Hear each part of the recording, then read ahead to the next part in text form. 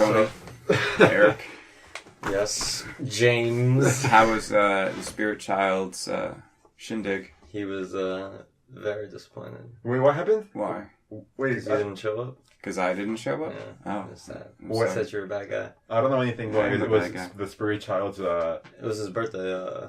So the Spirit Child is one of our mutual friends. So Yeah. it was his birthday yesterday? Yeah. So we had a thing at his house. It kind of sucked though because we were gonna do a fire. And it got rained out. But it was right? raining. I was thinking But that, then from about like 10 to like 11ish, it cleared up. So we did a fire then, and then so we still got like a good fire time. We did some s'mores. Even though everything was wet, you could set it up and do it. He had Because his dry we wood. put a tarp over the fire pit. Good. And Okay. then we had gotten some firewood too, like separately. And then we had all these branches that were wet, but we just kind of like set them on the side to dry out. And it worked. And But then it we just rained put 'em on again, top. right? Then it started raining way harder, so we just... You were just like, well, they fuck went inside, and then I just left too, because it was getting late, and I was like, I got this. Yeah. What time did you head out? It was almost like 12. I got home like at 12, I think. Who was in attendance? I guess you could use the real names of those people. Yeah, because- it was like the Tox guys minus Elias, Right. Evan, and Brittany, which I think you know. Billy the farmer was there, which was nice hanging out with him. Yeah. Asal, obviously, because she lives there. Michelle, Kate, Mike and Devin's girlfriend. Oh, of course. This random girl that you don't know, and her There's a lot of boyfriend people there. and her dog. And the dog, too. Yeah, Wait, this was it at Greg's pitbull. house? Yeah. Yeah, we all were stuffed in there. Oh, That's nuts. Bill was there. The other Bill.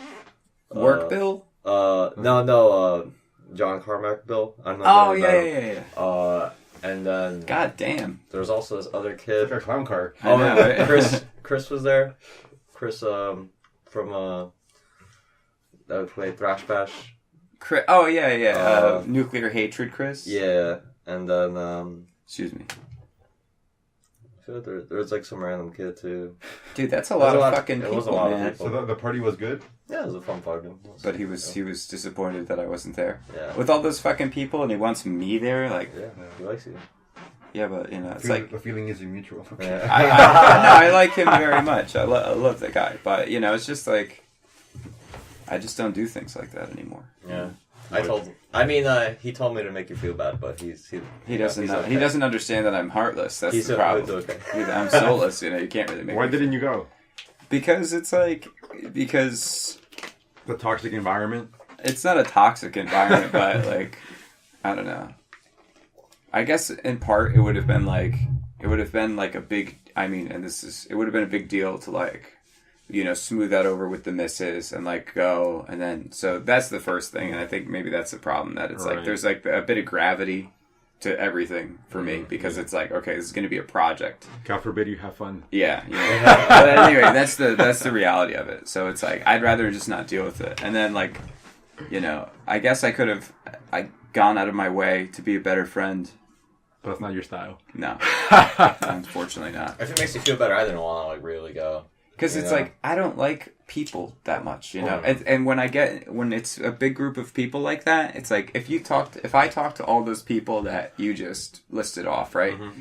And if I talk to all of them, I'm sure I would have a nice conversation with each one of them. But when you put like 15 people in a group, I feel like people lose like what makes them special when you put them in big groups like that. Yeah, and that's just my feeling. I feel the same way. I hate groups like that too. That's what I don't like about Maria's situation, because she has a lot of friends. And yes, everybody comes together. Yeah. Well, if it makes you feel better, it all broke off into... Which it does, It tends to break off, you know. I mean, unless we're in the fire, then it's like a thing, but you're always talking to like the immediate people around you, and you know, you push that change. That's cool, you know. And then it's just like the alcohol thing too. It's like, I guess I assume people would just be drinking, and it's like, not a lot of people drink, you know, like Mike and Kate. I mean, Mike doesn't drink. Oh yeah, some other people are they straight edge kind of people? Yeah, he doesn't do. I mean, he smoked weed that one time, but he doesn't like do anything. Mm-hmm. No meat, no alcohol.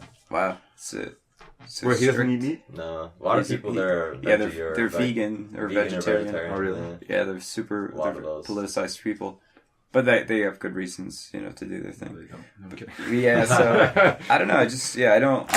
I don't get thrilled like when I hear about stuff like that. It doesn't make me like, oh, but you know, I could be a better friend. That's always the thing I have to work with, is like being a better person to people that are important to me. think that ship has sunk. No, I'm kidding. You know what it is? It's like, I don't want to go to those things either. But Never say never. every time I do, I always wind up having a decent time. It's like, that wasn't that bad. Yeah. Yeah. So It was a good time. And it's like, I want to stay longer and stuff like that, but you can't. Yeah. There's obligations. I'm kind of like a bitch about that too, though. It's like I don't want to go. Like I didn't know like if I went like how late it would be, and then.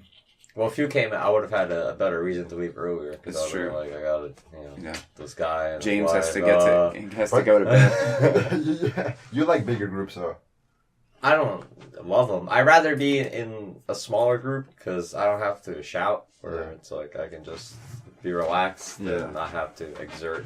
Especially when it's people, like, I know most of those people, but a fraction of them I don't really know that well. So I can't really have these crazy conversations with them as I would like other people. Yeah, exactly. But in a smaller group, I can dig deeper. Whereas it's a larger group, it's like an overall blanket conversation I have to make. I think a lot of people, I don't know, at least the people that I've met, a lot of people seem to be the opposite of that. Because I prefer small groups too, so it can be intimate. We can get to the heart of things. Yeah. But I think a lot of people don't like that. They don't like deep conversations, one-on-one. You know. They want to be dancing or whatever the hell in the big group, you know? Yeah, if I was dancing, that'd be one thing, because there's a kind of sense of losing yourself in, like, the mass. If you achieve that effect, that's different, but... Right. Yeah, I never dug the house party thing. Like, I always ended up feeling like... Kind of like when you were talking about... the Christmas party? The Christmas party at Maria's, where it's like you feel, like, alone in a group of people. Like, that's the feeling I end up getting. And then I feel bad because I feel like, oh, you know, I'm going to be that guy. I'm going to be the dude that's, like, sulking at the party. You know, and I don't want to bring the mood down, but like, and that's why I've come to just avoid them, because it's like, to go and be like life of the party guy and like yucking it up, like it would take a lot of effort for me. Yeah. You know, and then, so it's either go and like kind of put myself out trying to like live up to the expectation of being a fun member of the party, or become the sulking guy and like, you know, have anti-fun at the party. And I don't want to do those things, you know. I get it. Yeah. I think the spirit child, I think he underestimates like the degree of how like antisocial I am. I think I'm not socially awkward as much anymore as much as I am socially bizarre. Yes. Because when if I'm in a party, it's not like I'm gonna be acting out or like start freaking out. You know, I'll totally drunk. Yeah, I'll just be uncomfortable because unless I have a deep connection with all the people, which would be so rare to have a deep connection with like 15 people, you know? Yeah. But even in the days where, you know, back when we were younger and we had like a kind of bigger group of people, again, like who I all liked and everything like that, like there was like a moment where like my different groups were kind of like overlapping, and I was all excited. I was like, "Oh, this is like this cool merger of all my episode. My mic." Yeah, exactly. It was like the Simpsons meet the Futurama. Yeah, it was a big social orgy, and I was really excited. I was like, "This is amazing!" And it was the worst thing that ever happened to me. It was like it caused so many problems, and it was just like a very volatile reaction.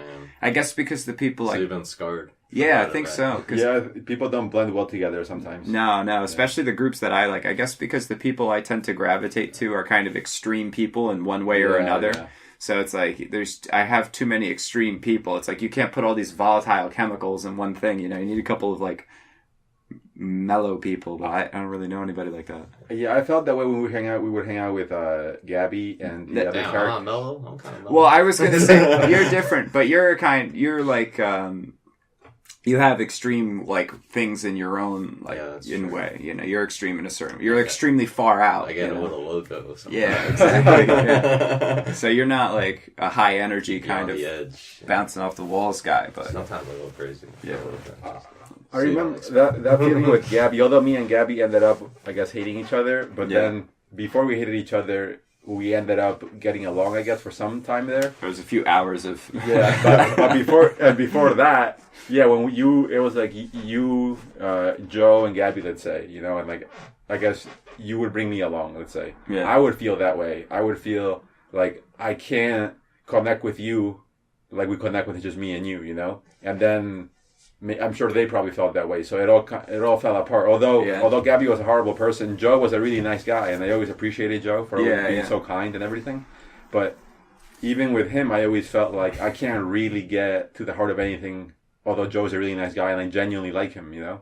it just wouldn't connect in that way, and then that causes the dynamic to fall apart, like you're saying. Yeah. And I had the same thing with Joe, because there's a lot of times I was hanging out with Joe and we would just ride around and eat cookies, and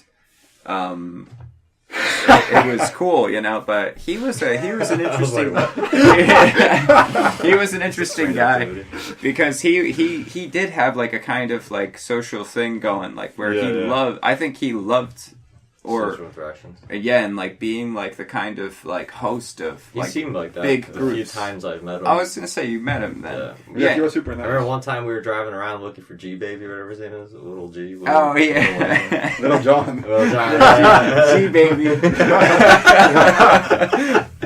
Well, there was a G-Bo, and then we had go on. I'm sorry. No, that was about it. We were just driving around looking for this guy in his car. We did that a couple times. A couple times looking for G Baby. We found him though. He was just like roaming around the park. That's right. That's where you just. He's like a Pokemon or something, a rare Pokemon. You got to go out there. Cookies, bro. Joe was a good guy. Yeah, I have not heard of him or from him in a long time. I wish I had my happy birthday like 3 years ago on Facebook. But then I deleted pretty much everyone off of Facebook, so we never really got close. But yeah, it was always friendly, Yeah. But it was never all the way. No. But you were closer to him. Because we had a couple of different situations where in high school we worked together. Yeah. And then we were both in the art program at school too. Mm-hmm. So like I hung out with him a lot through those things, And then it was our mutual love for cookies that brought us together. And then, so there were there were a lot of instances where it's like we were kind of like not forced, but we wound up in situations where we were hanging out, and I did like him too, so it just happened that way. But yeah, so I felt like I got to know him pretty well at different points. Yeah. So on that note, are you leaving cookies altogether?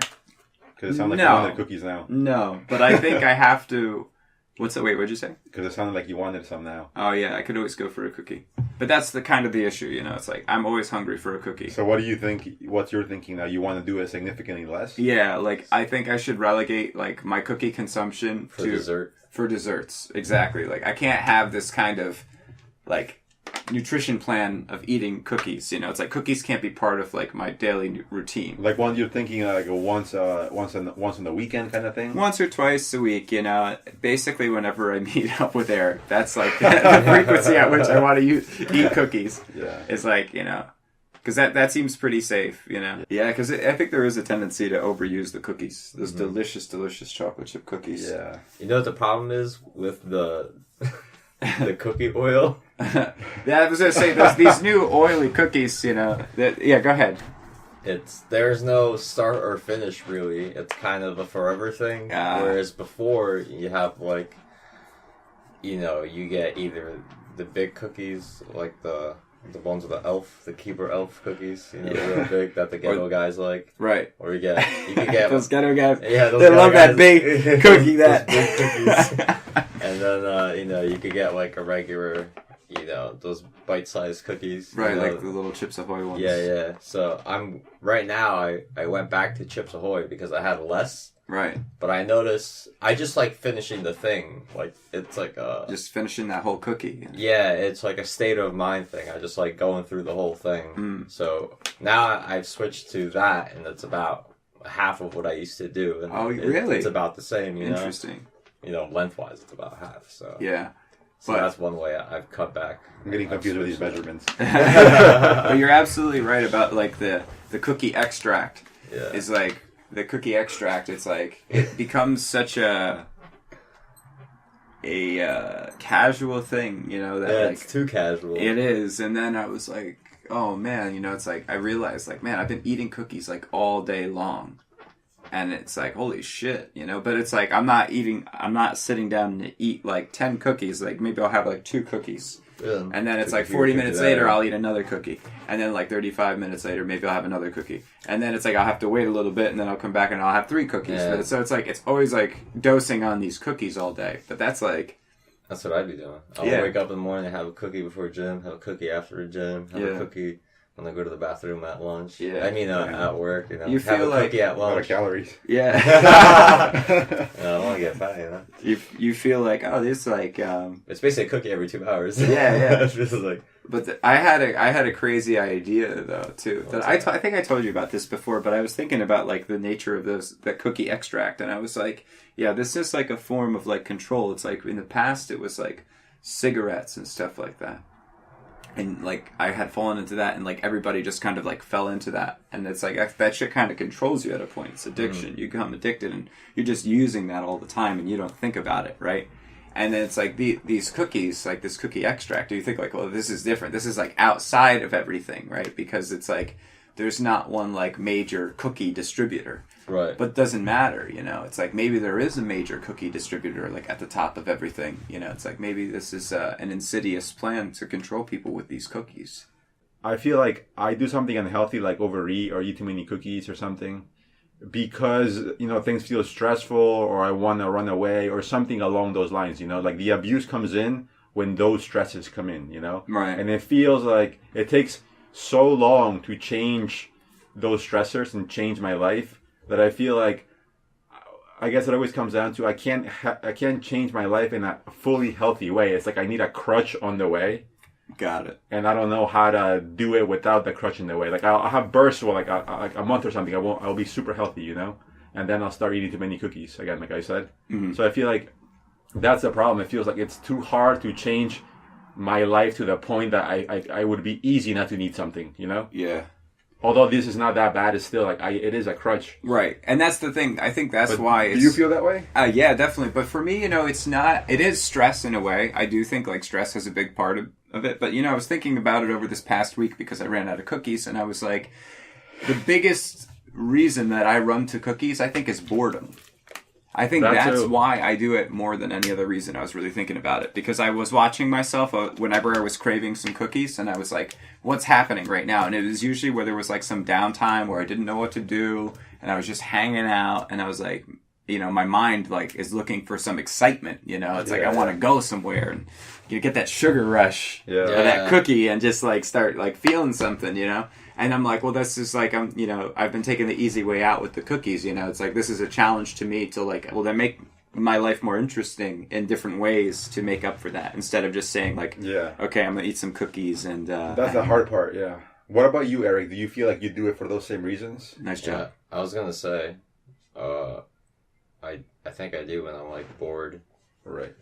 It's, but then I do stuff afterwards, so it's not like I'm doing just that. Right. So I try to use it as a launching point to generate what to do, in a sense. Yeah. At times. And I also use it as like a reward for, even though like I do it every 2 hours. But, but I'm doing so good. I need this consistent reward. I mean, like, I use it for, you know, when I feel off, you know, that I can say is like a somewhat legitimate reason, even though I still like the side effects, you know. It's like if chemo made you feel good too, and it's like, oh man, that's going too far actually. But like if I get home, you know, it's like after a long day of work and I'm just like fucking fried. It's like I want something to make up for all the hell I just went through, so let me just have one of those, and then that'll kind of brush away everything, and I can kind of like start anew. I'm like, like this is, you know. That is true. It's like walking in, like, you know, they say that when you like, I think I've heard it somewhere. When you walk into a room, they say that your consciousness kind of like resets in a sense, like as you move from like one area to another. It's like your brain goes through this process where it recalibrates real quick, and so there's a sort of magic to that. And then I was, you know, maybe with the cookie, that's what you're doing, you know. It's like you're kind of entering a new room, air quote, you know, like of consciousness, cookie consciousness. And it's like, okay, it's a break from... So you mostly do it out of stress. Is that the main reason? Or is boredom the main reason? Yeah, I guess like maybe stress has something to do with it. Because like stress compounds like what I feel too. Yeah. It, like medically. So that also, like, I'm sure has something to do with it. But it's mostly for, it's like recreation, stress relief, you know, because I deserve it.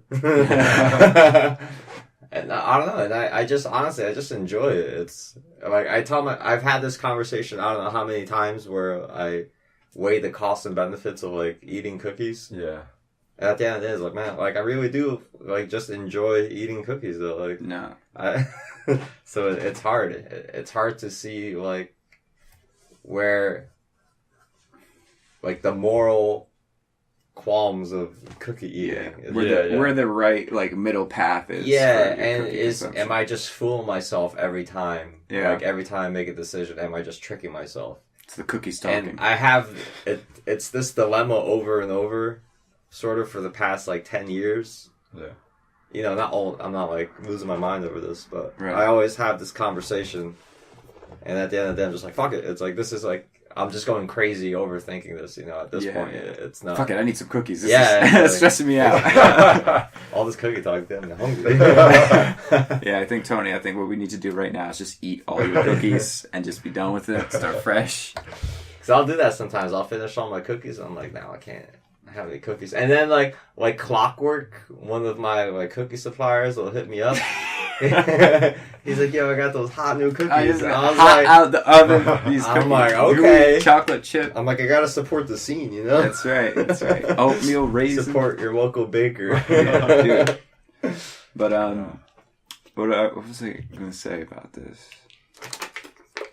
Oh, but I think this is the important thing about cookies and other substances, even like outside of cookies. Like, I do think that's why, like, people do, like, my choice to like reduce my cookie consumption, I don't want it to like seem like it's I'm making a moral proclamation about like, I guess in a way I implicitly am, but in general, I don't want it to be perceived that my choices are like, I'm saying that this is the right choice for everybody, and that I think everybody does have to make a personal choice about like the dimensions of their lives.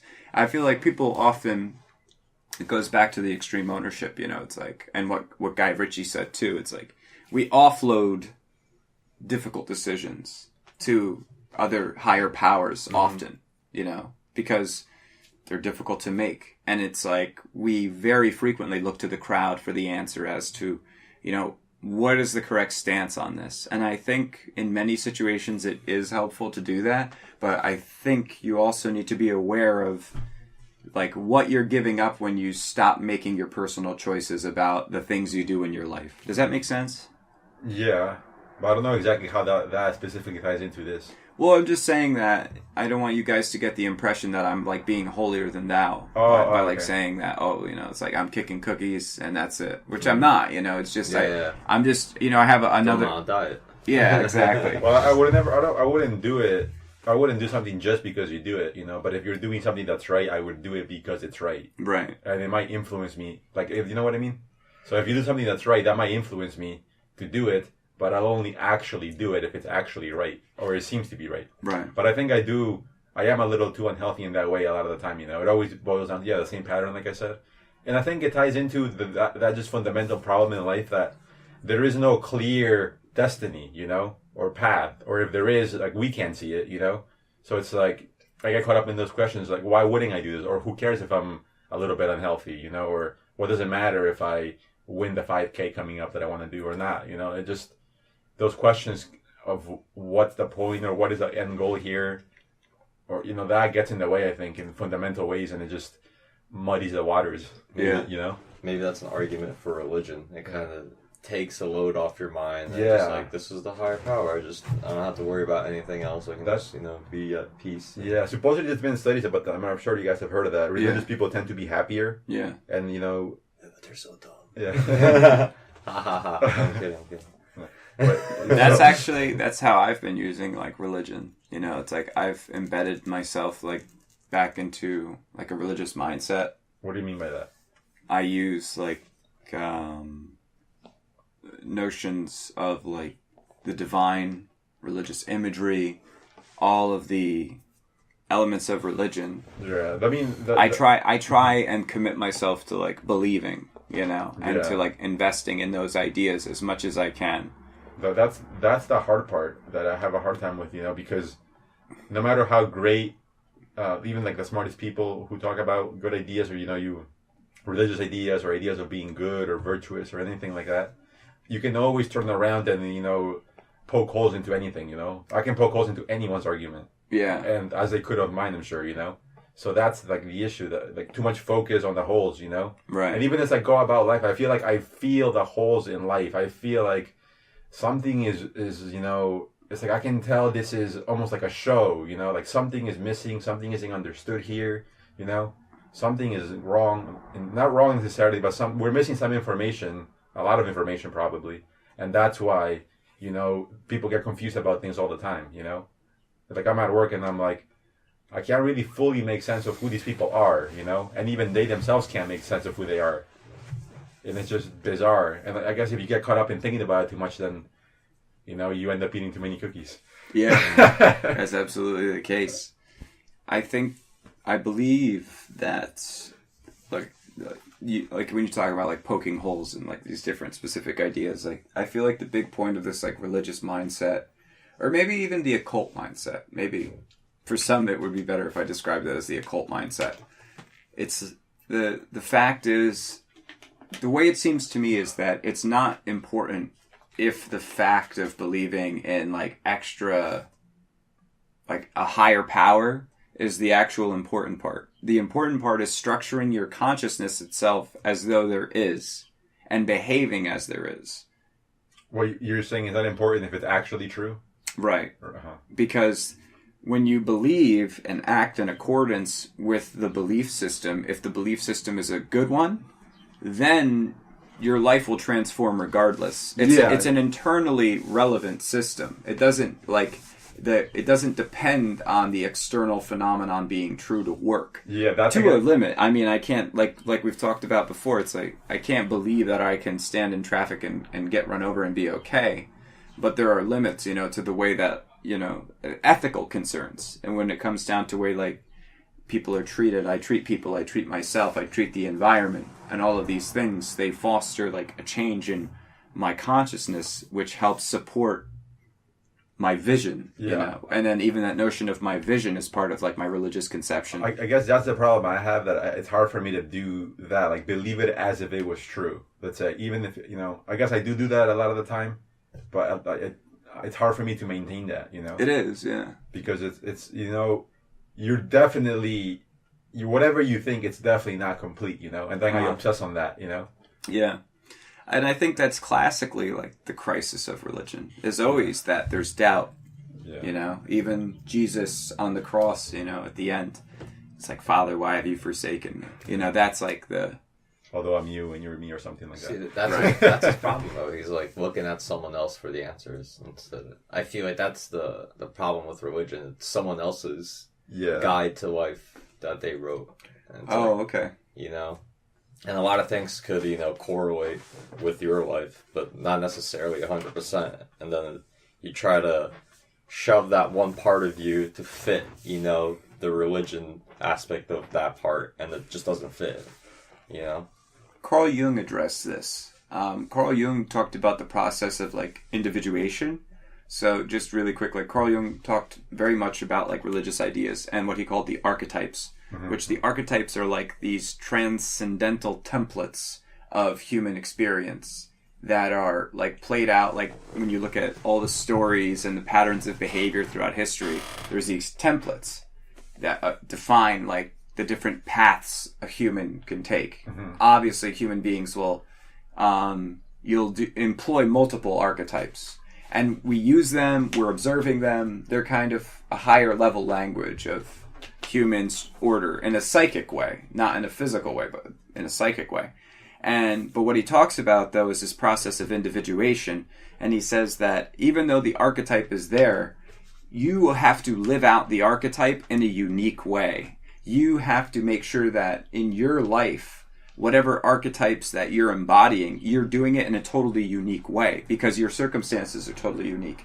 And he called that the process of individuation, And so if Christianity is a call to be as Christ, to live as Christ, you shouldn't move to the Middle East, put on this white clothing, and start being like Jesus over there. You have to be like Jesus as he would be in this area, in this time, in this place, in your situation, right? Yeah. And that's the process of individuation. So that's what a lot of people fail to do, though, and you're absolutely right, because people just say, like, okay, let's just go by the book here. But the book is like, in reality, it's not a book of a story. It's like Mad Libs. you're got to fill in the words, you know, that need to go where to like put it together. You know, you have to put. It's just the same thing too. Even if if you were a classically trained musician and I gave you a piece of music, there's interpretation. Even though you're just playing what's written on the page, you have to do it in your way. And so that's the idea of individuation. As I understand it. As I've individuated that idea. I think that's pretty accurate. So, but that helps, like, I feel like, and then that kind of, I like that idea a lot because I've always been a kind of, like, grocery store theist where I've looked and just, like, at various traditions and just looked for the things that I felt were appealing. And the things that were appealing, I just kind of like, oh, that's a good one. I'm going to put that in the basket, you know, save that for later. And then like seeing how they overlap and how they're different. And doing that, I feel like gives me a good sense of like where people in those religious traditions have gotten lost in the sauce. You know, because it's like you look at like, again, Christianity or Buddhism or all major religious traditions. It's like everything is going good until there's like a certain disagreement about a specific element of the way the faith should be practiced. And then you get, or maybe it's a historical thing like the Catholic Church becoming too powerful, you know, and so you get Protestants like just break off and stuff like that. And so you have all this splintering and fracturing and that's just kind of like this group individuation, you know, like collective groups are just trying to find their own way. People get, I think, more caught up, people are really like foolish religious people. I think the ones that are foolish get too caught up in what did the book say exactly, as opposed to what you're saying of how do we apply this idea now in a good way, or is this idea even good now? You know, they get too caught up. Well, the book says this, it has to be like this. I've heard some arguments on the internet. People like somebody talking to like a very conservative Muslim person, and the Muslim person refused to say that it's wrong to beat your wife, because in the Quran it says you can beat your wife if she I think she disrespects you 3 times or doesn't listen to you 3 times, something like that. Like the first time you tell her, the next time you're more forceful, and the third time you hit her. Baseball rules. It's something like that, And the guy was saying, isn't it clear that this is wrong? How could you possibly agree with this, to hit your wife? And the Muslim person, not to say that all Muslims would agree with that, just this specific person said, basically, well, that's what it says. That's correct, And like end of story, when obviously that's not the way to go about it, No, right?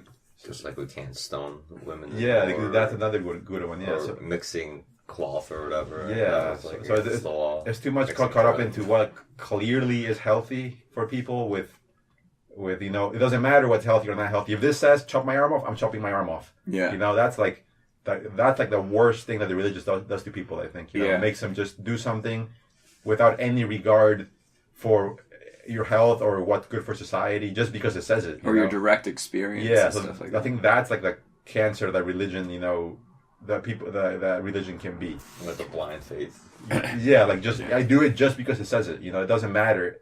Nothing applies, just that it says it. Yeah, but I think what when you were discussing that, I was thinking about whoever this individual was is a product of his culture, and therefore he abides by like the principles, the fundamentalist principles of his culture. Yeah. And so it's like he's blinded to like the kind of individual rationality that we have here in this area where we live, where it's like, for example, there's a certain ethic of like independent thought, independent personality, creative, all the stuff that we, as people living on the East Coast near New York, like that's kind of like the ethic around here in a big way.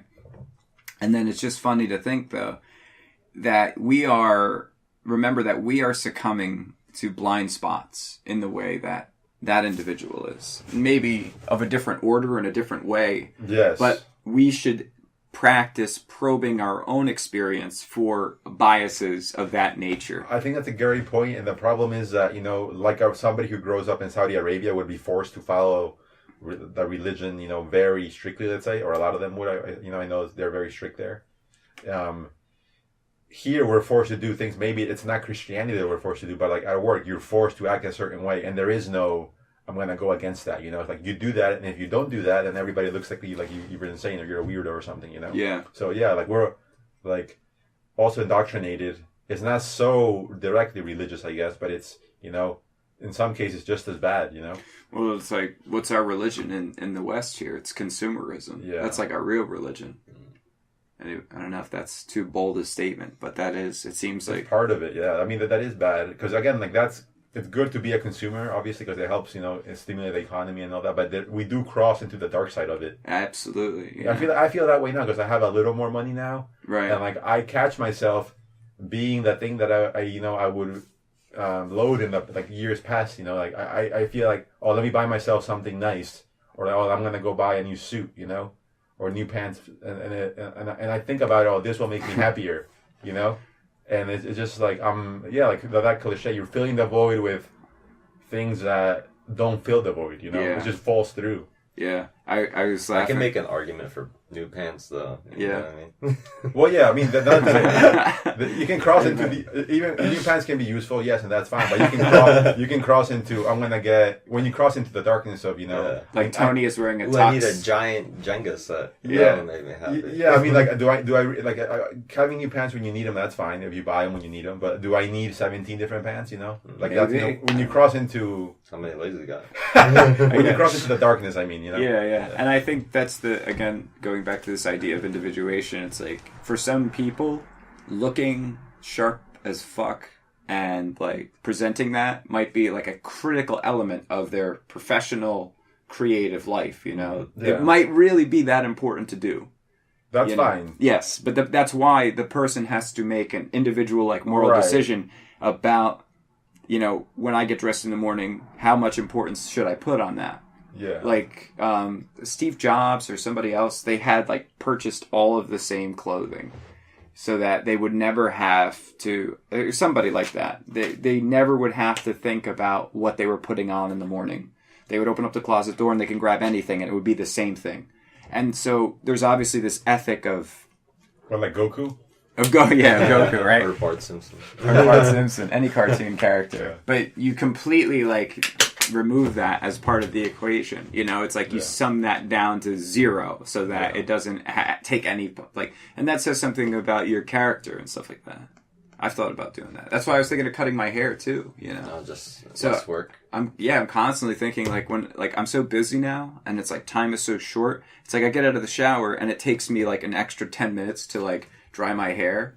Mm-hmm. But then it's like, oh man, if I had short hair, you know, I'd just be like boom boom. Short hair is easy. And I'm constantly questioning the ethic of just put in the ponytail. Long hair. Because then it's going to be a soggy ponytail. Your hair smells like mildew if you let it dry out like that. What? What are you doing to your hair? Washing it with shampoo. I mean, you can just let it. It's like, this is what I do. I'm going to tell you my secret. All right. Real quick, Tony, would you pass me my sweater? I get out the shower. I comb my hair. All right. Comb? No brush? No, I don't use a brush. Tony's like, what the fuck? I use like an Afro pick basically. Oh, okay. I like those picks. So I use that, and then, you know, it's still wet. Obviously, then I go through, you know, dry the rest of my body, and then you know, I do the pat down, and then I'll put it in a ponytail, and while it's wet, and then just kind of go about my day. And then when I'm at work, I unload it and then just let it air dry. And it's not like a tangled mess by that point? Nah, it just, I mean, like, depends, but it usually comes out okay by the time, like, I let it air dry. Because it'll have, like, the structure of being, like, this way, like, being pulled back, and then I let it go. It'll just kind of, I'll just, like, do one of these every once in a while, and then let it air dry. Oh, okay. And my hair looks, like, crazy all the time, though, so I don't know if that's a good idea.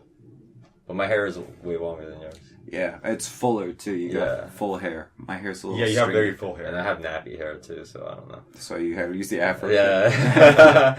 There's reasons to. Some people have very full, like that. I have, just so you know, I have hair envy for that crazy regal mop you got on there. Look at this. Look at this. It comes with a price. They don't call you Barbosa for nothing. It ain't just on my head.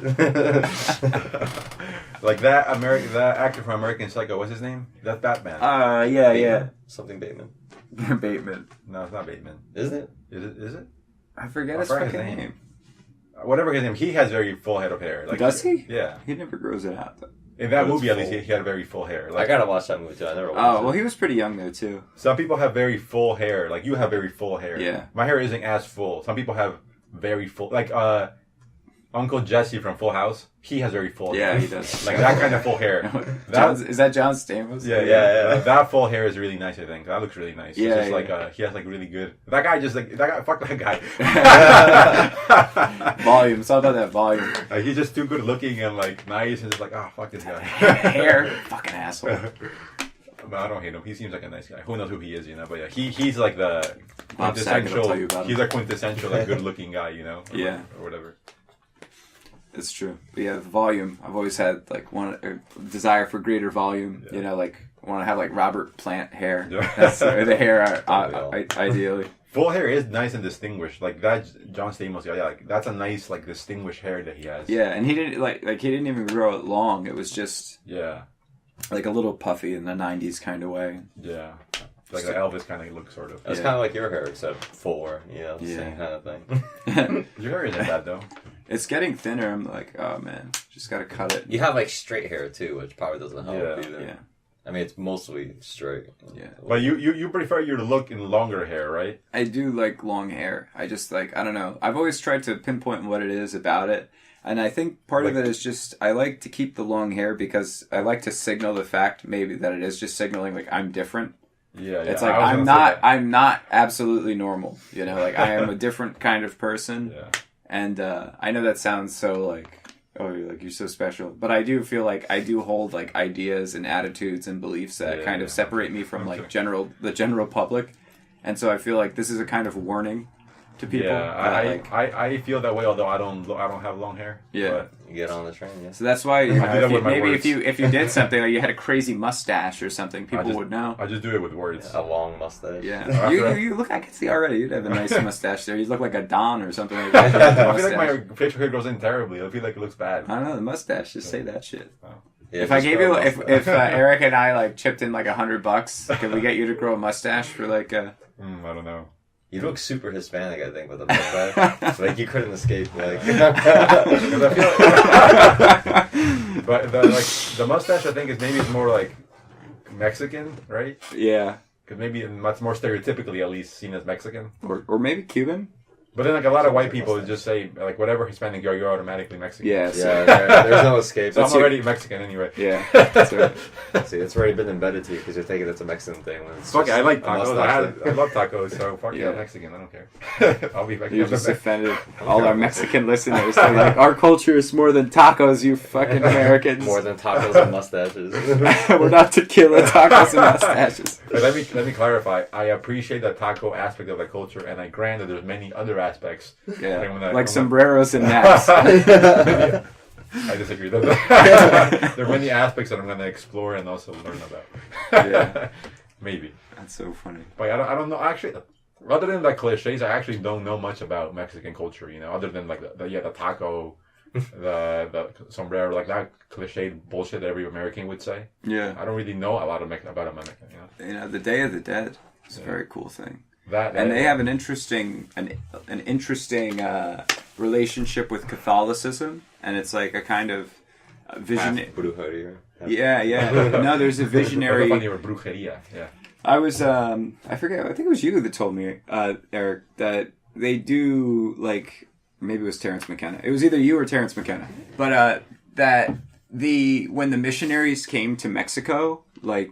The village that started the Day of the Dead thing, they had like psychedelic mushrooms in that area. And then if you look at the imagery associated with like the Day of the Dead, it's like this weird psychedelic mashup between like, this kind of psychedelic Catholicism. Like even if you look at that kind of... Where'd you find this out? Not you? No. I don't know. I didn't tell you. No, I heard it from somebody someplace. I'm gonna Google this now. Yeah. Those skulls are trippy. Yes, and they like when you look at them, you go, "Oh, that's trippy," but they really are trippy because apparently, like the village that tradition started in is like they had a tradition and a culture of psychedelic drug use. Maybe they realized Jesus was a mushroom. That's like this was before the missionaries showed up. They had this thing going, right? But what is the Day of the Dead exactly? I've heard of that too. But what is it? What is the celebration exactly? It's about honoring the ancestors. It's about honoring those that have passed away and stuff like that, and like their memory. They'll throw a party. They throw a party in graveyards too, apparently. Yeah. Which is like I guess it's culture, you know. We might think it's weird, but they don't. So they don't. The cemetery is kind of creepy. It is. I like cemetery, dude. I'm always so bummed about that cemetery in North Arlington or whatever it is by those 2 gas stations. What happened to it? Nothing. It's just a beautiful park, and it's filled with dead people. Oh yeah. You know what I mean? It's like so nice. Just you drive by. Yeah. It's got these nice hills. Yeah. Tell you It's fucking filled with fucking tombstones. Hang out there. I feel like I don't know. I feel like the idea of the dead is weird too because I don't know. If somebody's dead, I feel like the burying of them and like going to the cemetery, I kind of get it, but in one way, but another way, I kind of don't get it. I feel like you can miss them and respect their memory and all that, but the necessity to bury them and all the effort that goes into that even in America too, most cultures bury their dead, or it's like a big deal, Right. What you do after they die. And that in some way that strikes me as bizarre because part of me feels like who cares? They're dead. Right. Like let's use that park to play or something. Right. Or it's just kind of weird that we do that. It's definitely a carryover of like a more ancient time. Yeah. It's bury body to not spread disease. But just just bury them and don't put a tombstone. Just bury them and then nobody's gonna know there's dead people there. Just make it into a park full of dead people. Again, it's like we have a very rational take on this stuff, and we're like, oh, when you're dead, that's just it. There's no more blah blah blah. There's no afterlife conception. But even if there is, you say that now, but then it's like then some motherfucker dies, and then you want to visit them in one day. Like I was listening to, I was listening to "Easy Lucky Free" by Bright Eyes. Like one of my favorite songs. He basically, I'm gonna butcher the lyrics, but he says, somebody I love died, and it's like it's all I can do now, looking for patterns in the sound. Like he says he's listening to like static and he's trying to hear a pattern static. And it's like and then he talks about in the second or third verse he's like I got some friends I barely see, but we're all planning to meet. We'll lay in bags as dead as leaves all together for eternity. And then he talks about, but it's all I can do now, looking for faces in the clouds. Actually, I think that part comes first. But anyway, he connects these ideas of, like, the longing for, I guess, higher meaning in the face of death, And you don't confront that emptiness in yourself until it's presented in a real way, Yeah. You mean like once somebody dies, you would want to have them buried? Yeah, like maybe, or just believe in an afterlife. Give credence to all of those things. Yeah, like you desperately want that. Yeah, you can do without it until it becomes a reality. Yeah, there's truth to that, but I feel like the afterlife thing, even if there is an afterlife, who knows if there is? Maybe there is, but I don't think that burying or not burying somebody really is connected to that as much for me, at least. Yeah. But then I think aside from the afterlife, if somebody died, maybe my instinct would be, I have to respect their body. I should bury them and make a nice tombstone and put nice flowers. Like, maybe that would be my instinct, Right. I don't think you'd want to, if my mom died, I'm not going to just throw her in the trash. Call it for a pickup. We got one here. I think, like you were saying, there's almost 100% a practical component to it, where probably in our way back in our ancestral history, before we understood microbiology, there's like a corpse would die, and if you just left it around, like other people would start getting sick, animals would come eat it, bad things would start happening.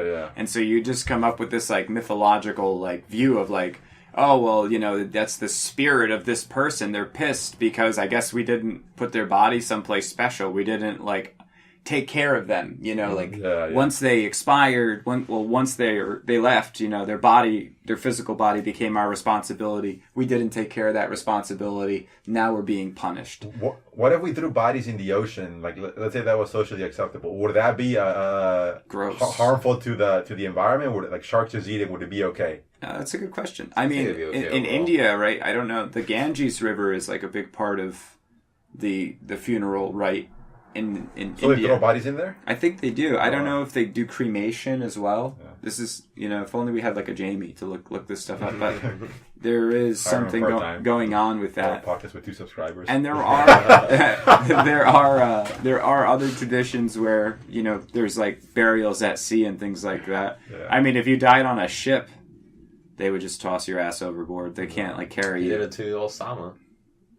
Oh yeah, they dumped him in the ocean. It's like, where's the body? We threw it in the ocean. Oh yeah, his body ultimately was nowhere to be found, right? It's like we threw it in the ocean. You know, we don't want to. Because what they said is, if they buried it somewhere, it would become like a pilgrimage spot. Oh, that's their reasoning. Now, if that's true or not, I wonder. That's where the conspiracy comes in. Yeah, that's a good point, though. Now. Yeah. Because it becomes comes back like Frieza. It becomes that now for like us. If we're talking about graves and I was shitting on that park, but it's like if a relative died, it's like I would make that pilgrimage to like see that relative. Yeah. It's like I could, do that now without being there, but being there is like something extra. You know what I mean? Yeah. Right. It's like an added weight and like reality to it that you wouldn't get from just like psychically connecting through static on television. Right. It's funny that like Jim Morrison, like he was buried in like in France and stuff like that, and apparently like it's a big issue because there's always people going there and they do crazy shit because they're followers of Jim Morrison. So it's like I always laughed about that because Jim Morrison is still like causing trouble, like even after death. It's like just the fact that he's there, he's like becomes this epicenter for like debauchery and whatever kind of behavior is going on. So it makes total sense, People live on as ideas, Ideas do really have a life of their own. I think that from V from Vendetta. You saw that movie? I have seen it. That was a really good movie. What part are you talking about exactly? When at the end, did you see that movie? No, I haven't. I've seen like bits of it. You can ruin it. I don't really care. At the end, they're like trying to kill him when they're lying, in a circle. Yeah. And the other guys are shooting him, and then he just takes all the bullets and is still standing, and then he kills them all, and he's about to kill the main evil guy, or one of the main evil guys, and the evil guy is like, "Why won't you die?" And he's like, "Because I'm an idea, and ideas are bulletproof." And then he kills him. It's so cool. Yeah, I have to rewatch it. There's so many sick lines in that movie. I was thinking about it yesterday because I was talking to Maria about it for some reason. Oh yeah, it's like a long story, but we were talking about something and for some reason it came down to that. And there's another great thing there because that guy is getting revenge on people who committed experiments, who did experiments on people and like killed all these people and fucked these people up. And he was one of the people that got fucked up, but he survived. And now he's going around getting revenge and trying to destroy the government. Is that why he wears the mask? Yeah, and because he's burned too because there was a fire, so he was abused and experimented on, and he's very bitter and he wants revenge and he wants justice. So he's killing all the leaders of he wants to overthrow the government, and he's killing the people who were involved in the experiments. And then he goes to this one lady's house to kill her. So throughout the movie, he's doing other things, but he's killing people too. Yeah, that was a good movie. So he's killing these people who were involved in those experiments, and one of them was a doctor lady, and he sneaks into her bedroom, and she's at one point when he's gonna kill her, and she's like, I didn't want this, that's not what I didn't intend for this. These experiments were supposed to have a positive outcome or something like that. She said, and he's like, I'm not here to kill you for what you hope you would have done. I'm here to kill you for what you did. And I love that line too. Like, I don't like. You're gonna pay. You really identify with that one? Yeah, I was thinking about that. You're gonna pay for what you did, and not for what you hoped to do. I was thinking about that when we were talking about the Saudi Arabian people, well, the hypothetical Saudi Arabian people that like get brought up in that environment, and they, like the guy's like, it should be my wife if she, doesn't hit the ball 3 times. Yeah. And it's like, should we give them a pass because they were brought up that way? Or should we still enforce some sort of justice, regardless of your upbringing? I think it's weird because you do have to have, I think, a little compassion for somebody who grew up in that. Because if you teach your son now crazy shit, he's gonna believe that, Yeah. So I think there has to be a little compassion for that, even if somebody believes something crazy. Yeah. Because you taught him that, you burned it into his head. Of course, he's gonna believe that. But then are those people beyond redemption? I don't know. That's a good question. Then you get into like that weird, like, well, just fucking kill them all. Yeah, have a crusade. That is where it goes. Yeah, that's weird. A really good point. Like with the beating of the wife, what would you do? Like because he is doing something wrong, but he doesn't know any better. So how do you, should you intervene then? America seems to think, when it's convenient for them politically, they intervene. Right. Commercially convenient as well, not just politically. Yeah. So it's like, that's a good question. Like I don't know. What do you guys think? Do you think is there like a duty to intervene? Oh man, that is a really difficult question. I think the answer I immediately want to run to is we should handle everything on an individual basis, but that's just not a practical answer. There's no way that you can have a conference, meeting with every individual and decide like what is the limit of their misunderstanding and how brainwashed are they in their bad idea, and then like come out with a sort of like resolution plan. It's sad to think about, like, even the best laid plans, you would have to ride out like seeming eternities of like bad ideas just kind of dissipating naturally, So I think like, damn, dude, I don't know. I don't even know how to begin. I give up. What about you, Eric? Do you think there's a duty to intervene in those people who have fucked up ideas, even if it wasn't their fault that they have those ideas?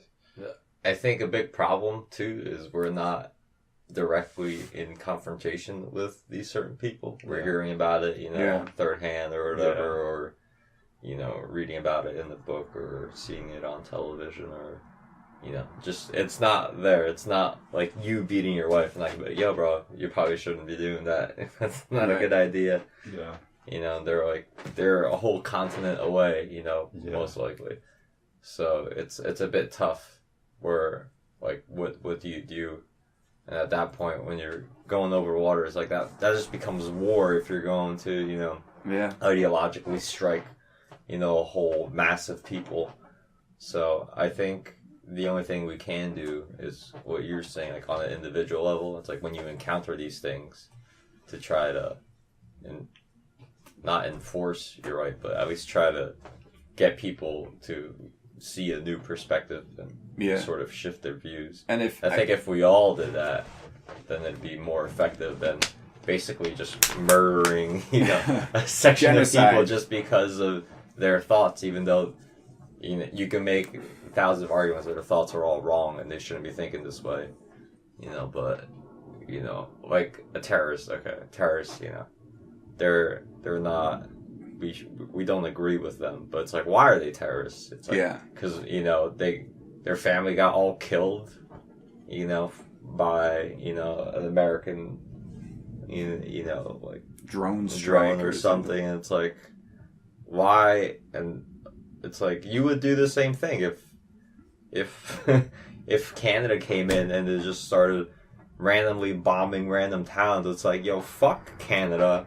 Fuck everything they, believe in. They just go around, like, the absolute truth, at the end of the day, your family's dead because of Canada. It's like, how do you not, like, that's your whole life. If you destroy your house, destroy your family, it just ruins everything around you, and Canada did it. It's like, how do you not hate Canada? You gotta be, like, you gotta be, like, Buddha if you're still at peace after that, and you don't want to retaliate, which is like the most human like reaction. You get punched, you want to punch back. Yeah.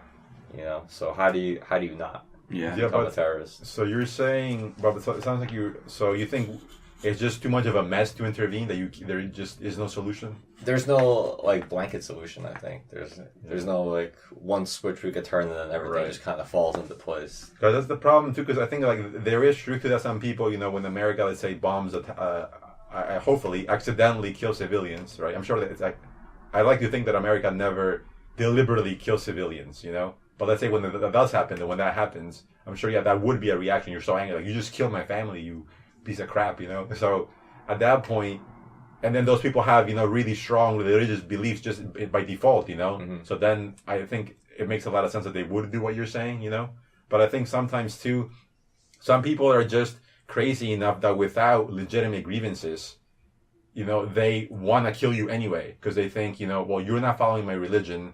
My religion says I have to kill you because you violated X, Y, Z. So now I'm going to kill you, although you didn't really hurt me. Let's say, Right. So like I think there is that too, which is both are terrifying, but just like a clusterfuck of just like this, some sort of resentment, for one or the other or both, It is. It's a frightening problem. And then I think that this is going back to handling things like on an individual basis. I think it's about not like when we're in the United States, it's like we can't have like a tolerance for, let's say, like domestic abuse. Yeah. Mm-hmm. So maybe there shouldn't even be like a conversation where it's like, hey, Eric, don't hit your wife. It's like, no, I can't. It's past the point of having like a persuasive conversation. I feel like there has to be like a virtual like zero tolerance like policy with that. You know, I can't even entertain some things. We shouldn't even entertain the idea that they're morally right. What do you guys think about that statement? I kind of agree with that, and I think for the most part I do. Especially, I see a lot on social media, like virtual signaling, kind of, where it's like fuck Donald Trump, fuck racists, fuck this and that, and it's like I agree. That's why we're all friends on here. You know, we kind of have more or less the same values. It's like, yeah, these things are bad, and kind of want a pat on the back for it. But maybe, so I look at it as like unnecessary thing, or just kind of like jerking off so everyone can see your dick, you know. But look how big it is and righteous. But you know, some people are dumb, and maybe they need to be like shamed into, you know, it's like maybe there is like somebody within the group that does, you know, beat their wife or like do something, you know, equally bad. And they just haven't thought of it because we're all like, yeah, beating, you know, your spouse or whatever, or your partner is a terrible thing and you shouldn't do it. And we're all in agreement. All right, end discussion. Let's not bring it up again because it's pointless. Meanwhile, this guy missed the memo and he's out there doing that. You know, so maybe it is worth still a conversation. Yeah. Not with me though, because I'm tired. Yeah. Tired of that. But yeah, I don't know. And also, that I don't know. That's another cancer that we mentioned before, that, you know, all those people who protest and say, oh, they hate Trump and hate racism and stuff like that. Like, obviously actual racism I think is bad. Yeah. Mm-hmm. But I don't think a lot of those people have any clue about what they're talking about. Yeah. Which is, you know, it only adds more divisiveness, you know. It does, yeah. I've seen interviews, you know, with a lot of those protesters. I am still somewhat amused by that kind of phenomenon. Phenomenology. And some guy from Infowars, which, you know, it's not the most legitimate news source, but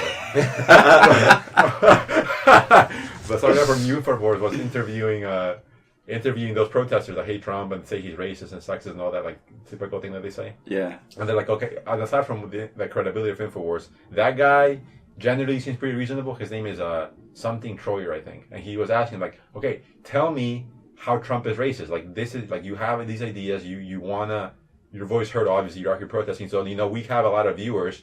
Tell people how he's racist. Like, tell me, you know. Like, now's your chance. Yeah. Like, you wanna spread this message. Like, you spread it to millions of people right now. And then they can't say anything. You know, did they selectively cherry pick? You know, maybe, but like a lot of people don't know anything. You know, like, this is your chance. You know, this is, or like very vague. You know, he hates women. How? You know, like, you're not saying anything. Yeah. So you're out here protesting, you know, wasting or spending your time protesting, making signs, maybe taking days off of work, and you don't even know anything. So I mean, I feel like that's just so absurd, you know. Part of me is like cynical about those things, that they're just a big, you know, like masturbation fest of, you know, ideas. It's like, yeah, we're all going out there and it's like an event. It's like, yeah, we're all just to massage their own egos. Yeah, sort of, but that's just me being cynical. Yeah. But it reminds me. Maybe. I'm sorry. I was gonna say, maybe like when there are these protests about like race and all that and equality. Yeah. I feel like maybe it is like, put it onto like, because there is a lot of like atrocious things that still do happen. It's like, yeah. And it's like, we should be over these things, and, you know, sections of the country aren't, so maybe it is like still good that we bring light onto it. Yeah. I feel like maybe there are better ways. It's like, you have all these masses of people. It's like, can't, like, at least one of you think of like a good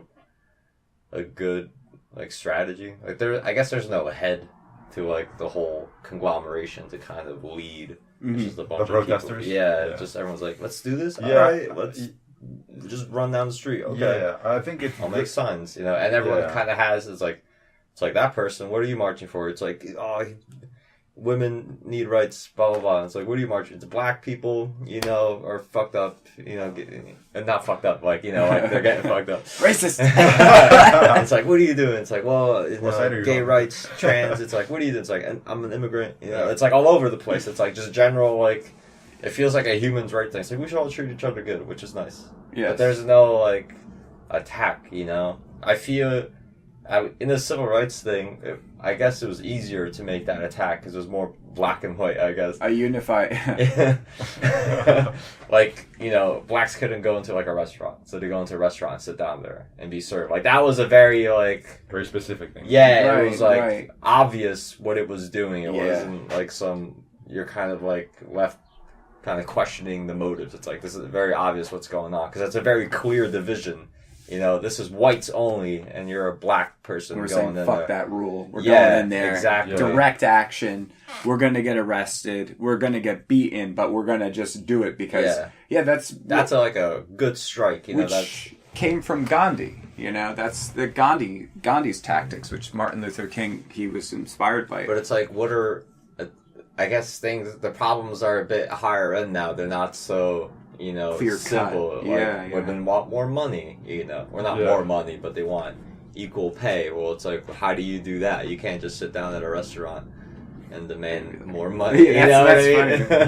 Like, what are you doing? Like, we're boycotting the buses. It's like, why? Equal pay for women. It's like, what? But that's a really interesting point, though, where the problem was a really, like, concrete, direct thing you can see. Like, there's a fucking sign here that says whites only, you know. We're like, we got to get rid of that sign and that idea. Yeah. And now it's like the issue, it's like, well, you know, trans people need more protection because they're underrepresented in certain workplaces or they're mistreated in certain environments, but it's not like our society takes a public stance on that. It's not like there are large portions of the society that all get together in a unified front and say, like, we hate trans people and I don't like them, get them out of here. You know, it's like maybe people internally might have some difficulty with the idea, but there's not that unified front of hostility. It's now everything, as the people in these camps would say, is a lot of it is like microaggression and things like that. There's these subtle things that we as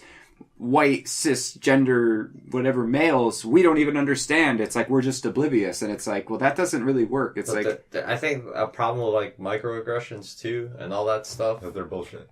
Not even that. I could be I've done like passive aggressive shit and stuff like that where I'm obviously like being a dick. Yeah. You know, so it's definitely possible. It's not like unheard of. Microaggression, that's, you know, like silly, but also interpretation is like most of the battle. You know, I've been on, you know, psychedelic drugs and it's like my really strong cookies and the strongest cookies on earth, and like the way I interpret things can be like the furthest from the truth from what was said, you know what I mean, because I'm overthinking it, or I'm in a place where, you know, I have all these preconceived thoughts from, you know, whatever reason, and then someone says something and you're throwing that into like my jungle of thoughts that I just had, and so it's gonna like take on that flavor. It's like, oh, it's like this hits into that, you know how everything's a coincidence? Yes. It's like that. It's like, oh, it's like he said that, he means this, you know. It's obviously an attack. So I think it's also like a self, like, mental thing, the way you're perceiving. So it's like, if you're perceiving that the world is out there, you know, being aggressive, you know, oppressive at a micro level to you, you're gonna overanalyze like all these things with that filter of, is this an aggression? You know, that's a really good point. Am I being discriminated against right now? Yeah, right. Because that's your lens. You're seeing everything in that way. That, what if you're just a shitty person? You know, what if you're just a shitty transsexual black, you know, male to female? And it's like, what if you're just a shit person? And then it's because I'm this. Exactly, that's a good point. Yeah, because I mean, I'm sure there's a lot of assholes who are black, and it's not because they're black; they're just an asshole, you know? Yeah. Right. So we have to again. It goes back to this, like, and this is really Jordan B. Peterson's like big thing. It's like the individual needs to like take responsibility. You know, like, don't defer your wins or your defeats like to the group identity. You know, like, maintain your solidarity as an individual, be judged as an individual, because that's what happens anyway. You know, it's like, no matter what group you're part of, it's like when you interact with other human beings, 90, well, maybe there are some, no, but there aren't. What are kind of any agendas that come from the top that like discriminate against, I guess, like affirmative action, for example, like affirmative action. That's like a top down piece of legislation that says people who belong to this group need to be treated differently from people who belong to this group. But that's to fix the problem. To fix the problem, yeah. Now they're getting shit for it because the Asians are getting mad about it because they can't get into school because their test grades need to be higher because all the Asians are smart. Right. So now, they've created. Now all they're doing is they're pushing the Asian population, which was already like way ahead of everybody. They're pushing them even harder, right? Yeah. Because now they're going to be more competitive because they know it's not me against everybody. Yeah. If it's me against everybody, I'm exceptional. But if it's me against the other Asian community, I'm not that great. I have to be fucking like. Yeah, there's Asian people suing Harvard now. Yeah, I heard about that. Which is crazy. Yeah. I mean, like, which is fair. I think so. They should. They should. They are being discriminated. Like that's. I mean, how could that even become a thing? Like they're smarter than. Yeah, they should get the job over you. Yeah, it's like they're better than you. It's like you're Hispanic, you can pass an 80. Oh, you're Asian, you gotta have 120. Yeah, exactly. It's like what? I'm saying that. Hold on, we're getting at the different scale, the sliding scale here. It's like, you need. Well, you see, your brain is smaller, so you don't have to. That's exactly what you're saying. That's what it feels like. Yeah, you're saying the Asian person is smarter, and you're saying, let's say it was me, like, or a white person, you're saying the Asian person is smarter, the white person or the Hispanic person, like, you're dumber. So you're calling the Hispanic person or whatever other person dumber. Yeah. Like, by default, Because, like, you're dumb, so we have to treat you like a child, Yeah. I hate to bring this up, but Ted Kaczynski, the Unabomber, in his manifesto, this is actually one of the things he discusses in his manifesto. He describes that, like, all attempts...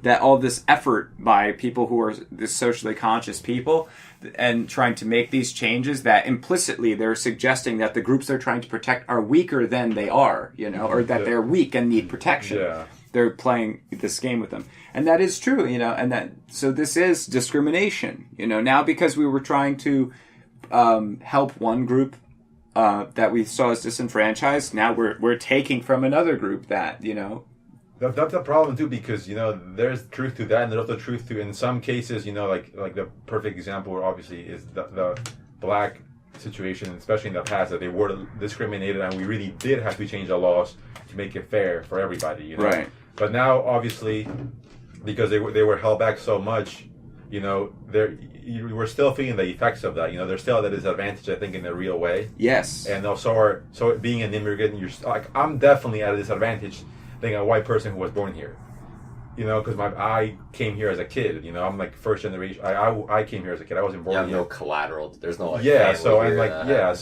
white people are generally way better off than immigrants and other minorities, because the minorities like black people were oppressed and the immigrants didn't come here. Now, when it comes to the black people, the white people from the past, they are to blame because that's fucked up. They did that. That is fucked up. But when it comes to immigrants, for example, like, America didn't ask me to come here.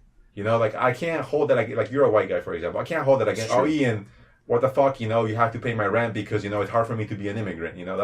You didn't ask me to come here. I came here at a moral volition. America doesn't owe me anything, So it's like, it becomes like, it becomes bizarre because now people that think, well, maybe in my situation, an immigrant, they feel like, well, we should have all these things too, that we deserve extra help. Let's say some people might feel that way.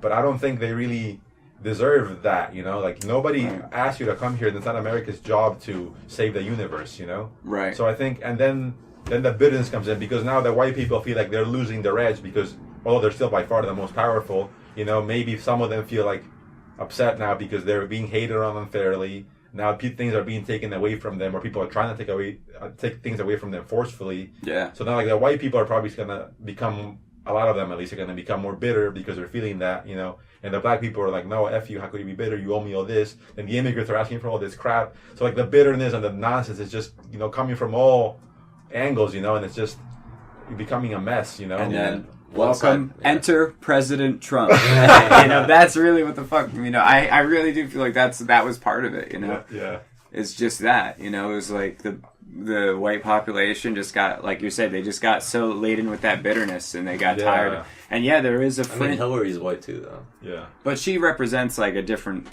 ethic. She pretends to care about being Well, she represents like, I don't know. This is like a whole different talk, though. Yeah. I think there's a lot of marginalized white people, marginalized in a sense by trailer parks. Yeah, I guess, there are those, like, trashy white people, but they're still, like, poor and shit. And they themselves feel like they've been, persecuted against in their own way. Mm-hmm. Yeah, they're, like, barely eating. By, like, the higher up whites, you know what I mean? Yeah.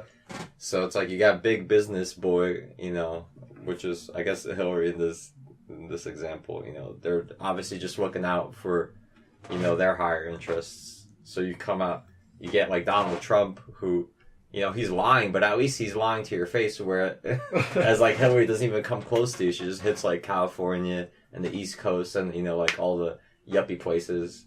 And of course, some redneck and fucking, wherever bumblefuck middle America is rather going to go for the guy who told him directly that I'm going to get you a job. It's like, because people want opportunity at the end of the day. They want a way to like build up, Yeah. It's like, being handed something would be nice, but being able to build it would be, satisfying as well. Or even better. Some people, it's like some people might feel really connected to the idea of like making something themselves, Yeah. They want that opportunity more than just here's a check. Especially like these dried out towns that were big business at one point and then just died because the business went away. Like Harrison, for example, we used to have how many factories here and all that shit. Kearney is the same thing. This whole and area. If we weren't on the East Coast, we would have just dried up and there'd be nothing left. Right, yeah. But because we're connected to like this metropolitan area, it's like it still gets other influences coming in and it gets to survive. Mm-hmm. Or these like middle America towns, they're just like,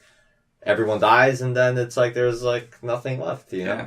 So these people are desperate, and it's like, what are you gonna do? Move to like another town and be a dirty immigrant? Yeah. You might as well be, though, right? And that's pretty much it. And that's what I was going to talk about too, though. It's like you were mentioning that, like when a person comes to the United States as an immigrant, it's like they have to start over, And if I, as an American citizen, moved to a different country, I would be in a similar position. Like, I would have nothing. I would have to be obscure in the culture. I'd have to do the same kind of work, but the idea is that if I'm choosing to do that, the conditions where I currently am must be so bad. I must be at such a disadvantage that starting from scratch is a better idea than staying where I am, And so if you make that choice, it is an improvement. It's like, okay, because before you have no hope, you have no potential, no opportunity, like you said. Mm-hmm. It's like, now I'm going to move to the United States. I'm not going to have shit, but I'll have potential opportunity, blah, blah, blah. Yeah, and I think the weird thing about like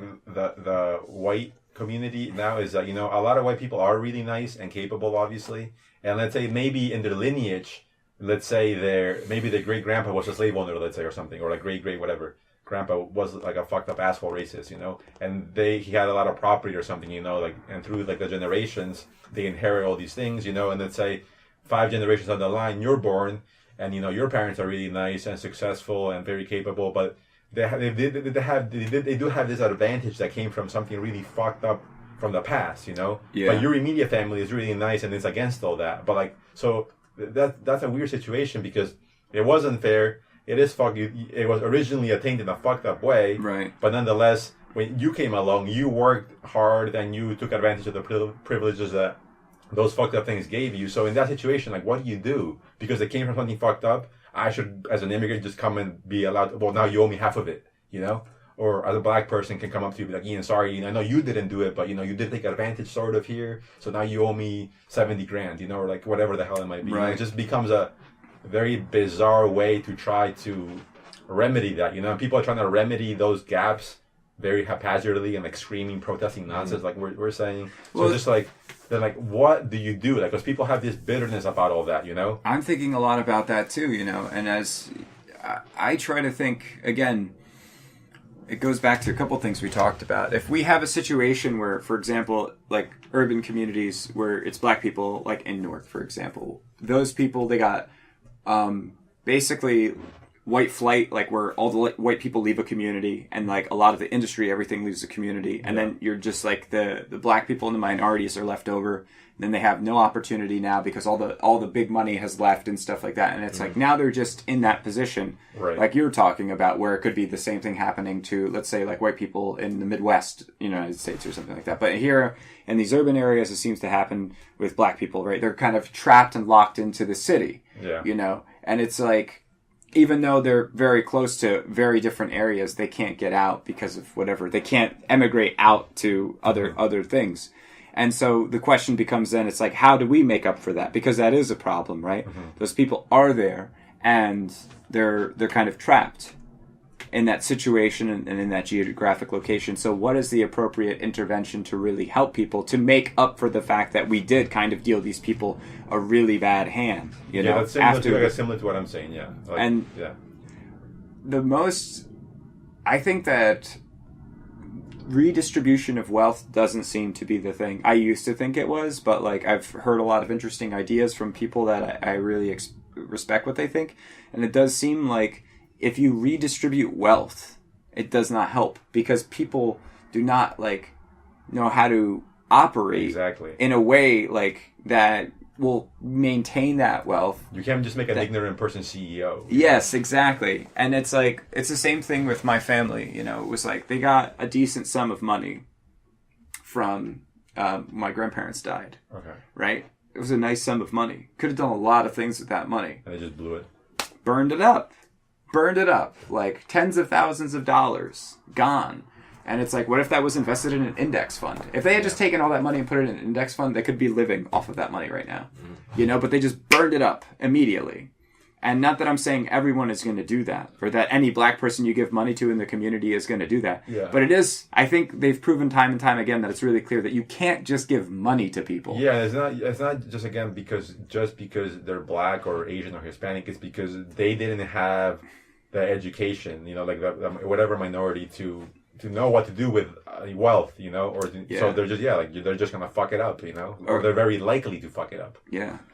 So what do you give people? What if not money? What do you give people? And slash how do you subdue or not subdue, but make people can't go around being bitter at white people or Hispanic people. That's like also a cancer, you know. So how do you remedy what you're saying, and also that bitterness that people have of this white guy got everything handed to him, you know, his grandpa was an asshole, you know, like you have to like mend all of that, you know.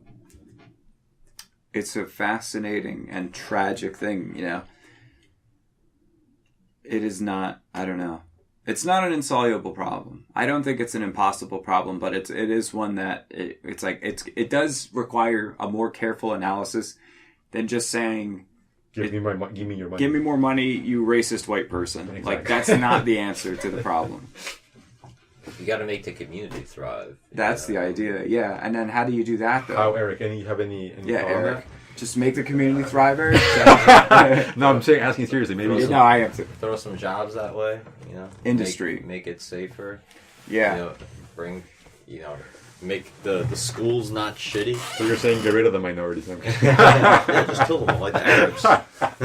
Okay, all minorities. Only white people. Then there'd be no problem. Just like in Europe.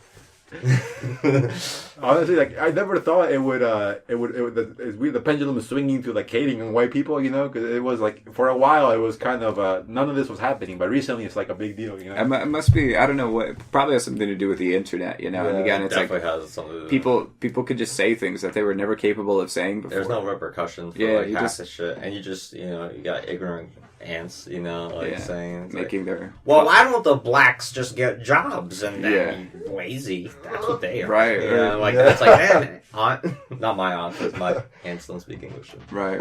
So they write it in Portuguese. The only people who are in some weird tension are the Portuguese. Seem to be okay. About Indians, you don't hear much about. Indians are still under the radar. Yeah, they lay low. It's the mentality. Dominating. It's like the cultural mentality. It's like the cultural mentality on our end is like work hard, keep your mouth shut, just work hard. You know, don't like interact, don't cause like trouble. Are you talking to the Portuguese? Yeah. Okay. But I was like, the Indian too. It's like that's the same thing. They come here in packs. They work hard. They save money, and they just get theirs. Like that's their. It's just a project. That's the way. You know? Especially like we're talking about immigrants. It's like it's not all the Indians and all the Portuguese and all whatever immigrants. It's like, first of all, there's that mentality, and then you have to be one of the few people that have like that extra drive to fucking leave everything and go to another country and just kind of wing it. You know, it's like there's an extra like drive and like work ethic for that. Yeah. So of course you're gonna get like these hardworking like groups of people here. You know. Right, because the people who end up here are the ones that represent the most ambitious, hardworking people. It's like I could go to Portugal and find tons of lazy people. Like that's not a problem. Yeah, you know? they're there. They're there. They're sitting around. They're definitely there, just fucking around. You know, just laying about. You know, they exist. But the ones that come here for the most part are, you know, like hardworking and all that. You know, right, and because they're immigrants. You know? Yeah. They got it.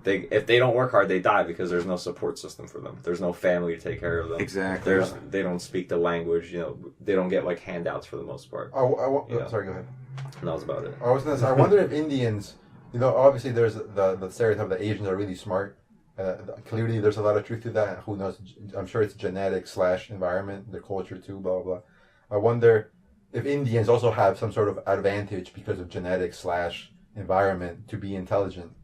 Because, you know, I haven't dealt with that many Indians, but all the Indians that I know have been smart as hell. You know, they're all the ones here. Yeah, exactly. Yeah. But I think like Eric is saying, if you took a trip over to like Bangladesh or something like that. But are they very like prone to be, you know, they take education very seriously in their culture? Is that a thing, or is that an immigrant I think thing? they take the success image very seriously. Yeah, because I heard there's like a rampant like cheating problem in like tests and all that in like India. Yeah, it's like really big. Like the way like they'll just cheat just to get the highest score. So you'll get like people with like all these high marks, and then like you hire them, they're completely unqualified. Yeah. So it's I notice this on my end because it's like I have to work with India all the time, and it's like some people are just like beyond dumb.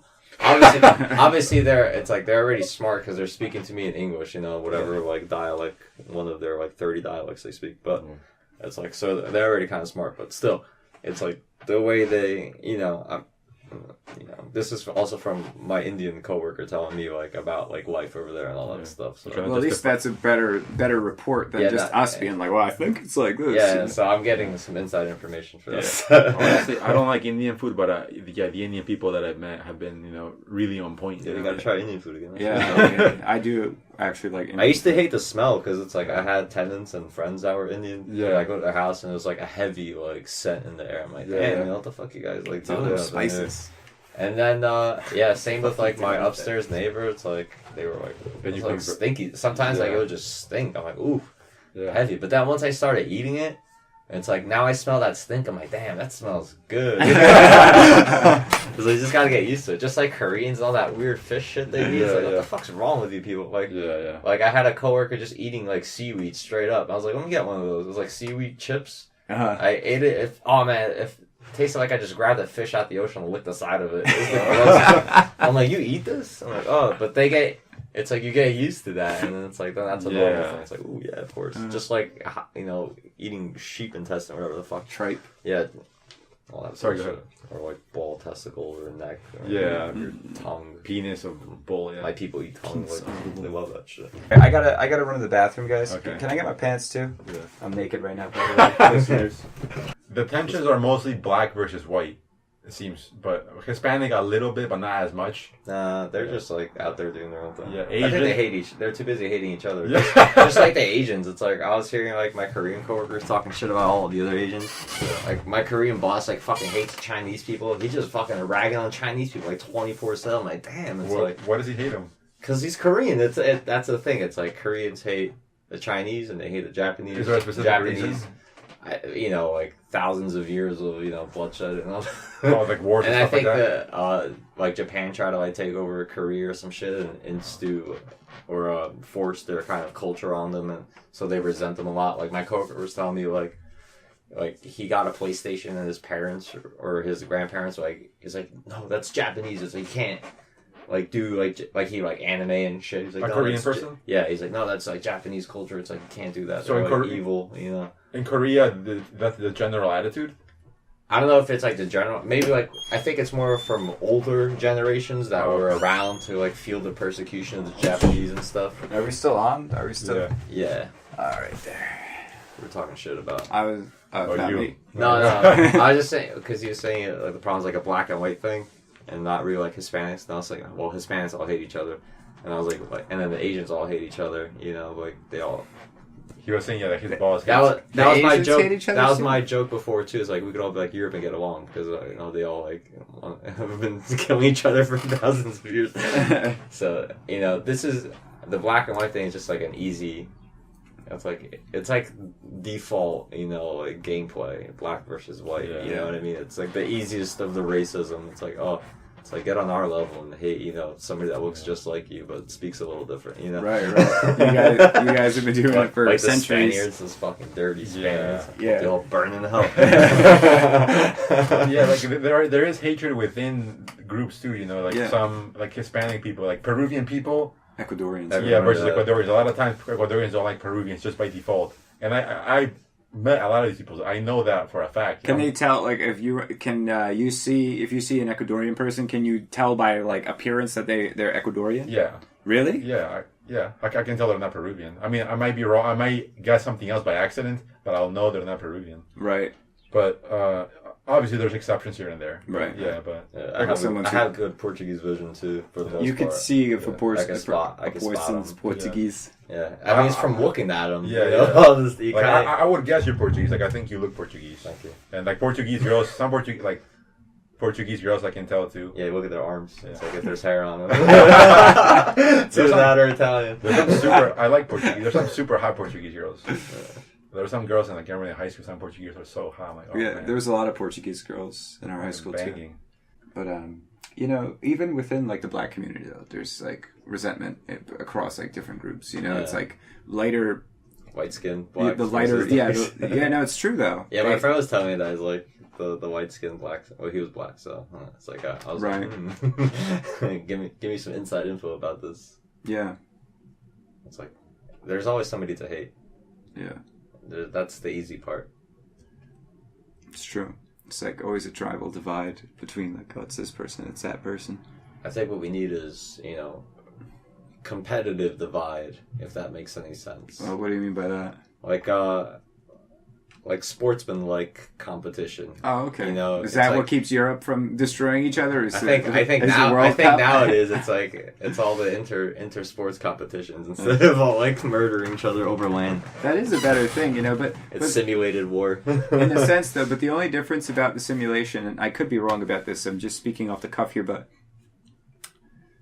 there is something to be gained through war, oppression, domination.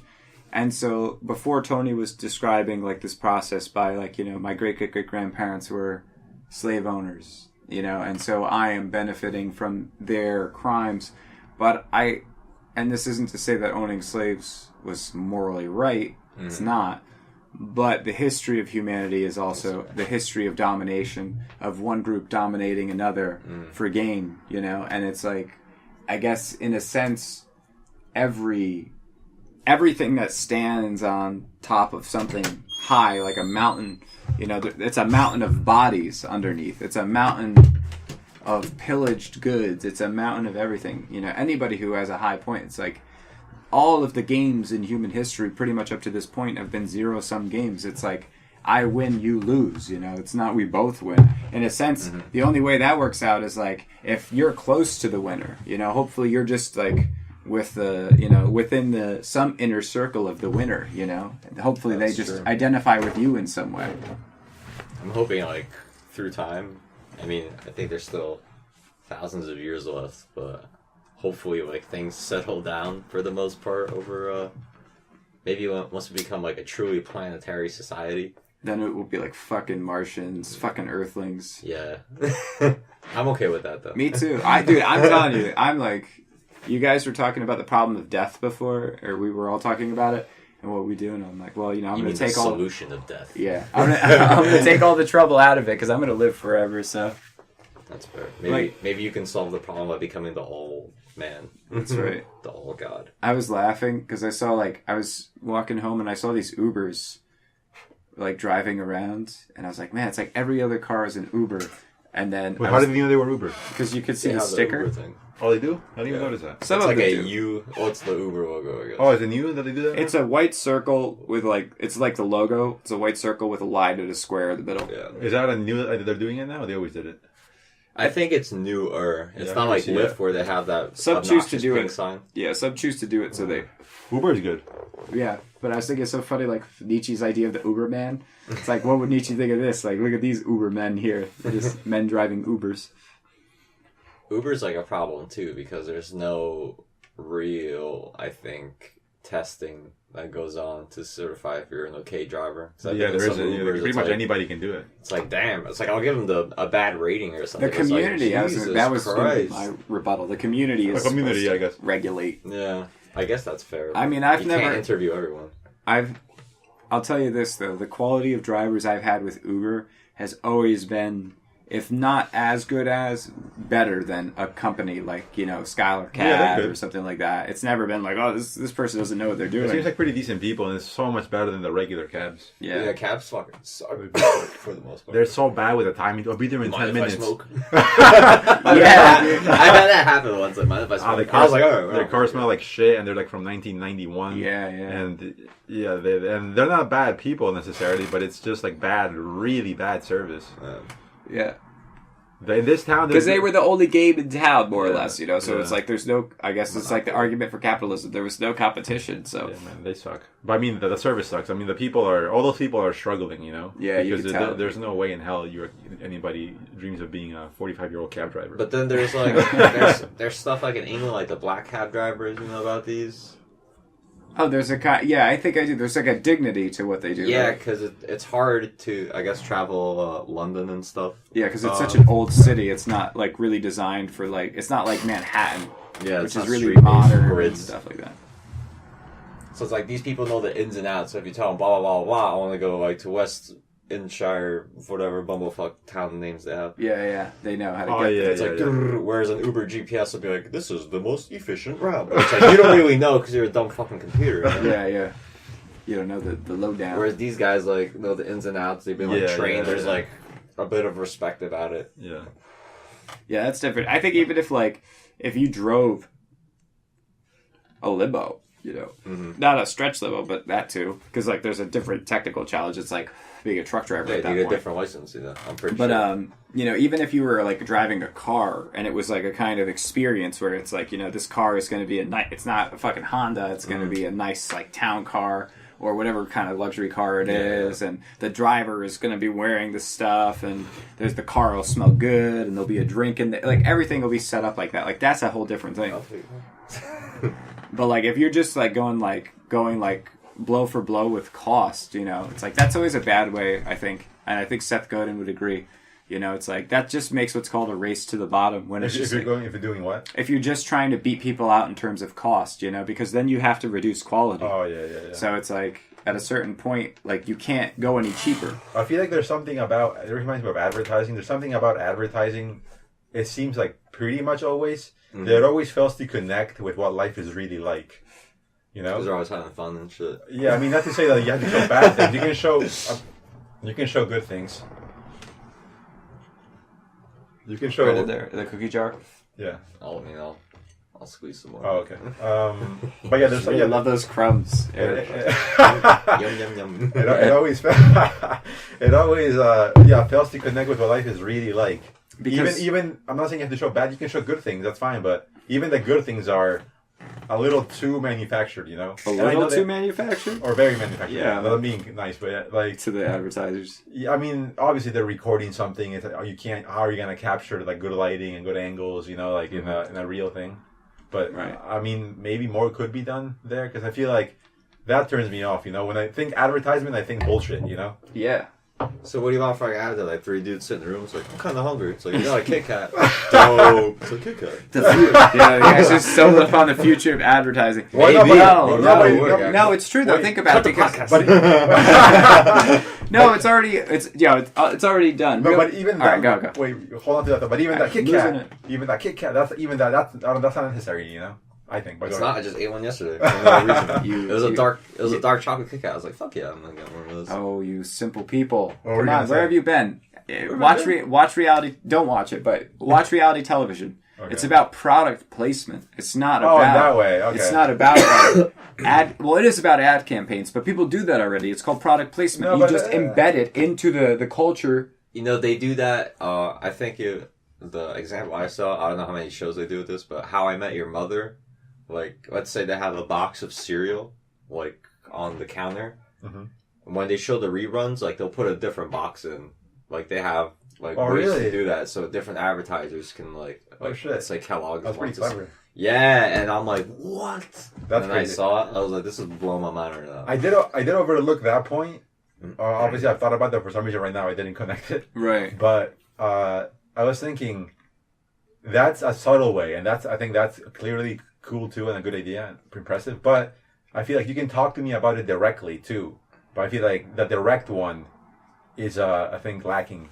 It's not. Because I want to hear interesting things directly too. Like maybe I would buy it if I actually feel like you really got me legitimately. You know. That's how I tried to sell coffee when I was working at Espresso. You know, I wouldn't usually use their like sales approach because I felt it was too salesy. It's like, man, I'm really like, I hate that shit when I'm going anywhere and they're talking. It's like, oh man, you're like selling it to me. Like I can feel it, and it's like I want to make you stop, and it's like I can't.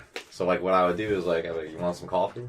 And say yes or no. That's all that they gotta do. They're making coffee, and they're like, while the coffee's making, I'm like, yeah, this is blah blah blah. This is blah blah blah. Like, you want some?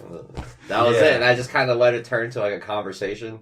Something like that. Kind of like, you know, throw in the information. Yeah, that's kind of like how a podcast is versus like an interview show. Yeah. Interview show come in, it's like you got all these lines. So your movie's coming out, blah blah blah. How's your coworker? The co-star James Blah blah blah. That's like, all right, that's enough. Nice meeting you. Okay, bye. See you next week. You know, it's like that kind of shit. Whereas a podcast has a natural ebb and flow, right? Or not just podcast, like a conversation, which is what a podcast is for the most part. So that's what I would try to do. And apparently my sales were on the mid-high end for the whole Eastern area. People generally prefer to that. I like that. I was like, that's actually a lot better than I thought it was. The product has to be good, because then like even if people believe you. That's the thing too. Like I really like the product, and I think it showed. Like I thought it was good. Like I have it. Like I was gonna say you own one. Yeah. Wait, he's trying to sell one right now. Yeah, that's right. See, the great thing about if you guys are interested, just leave in the comments with a private message. Yeah, like I can literally sell it. You know, because I do. Every selling point I have is a point I genuinely think is a good point. Yeah. So, really, believing in the product, sell that. Believing in the product works. If I'm selling you fucking life insurance, I don't believe in that. Excuse me.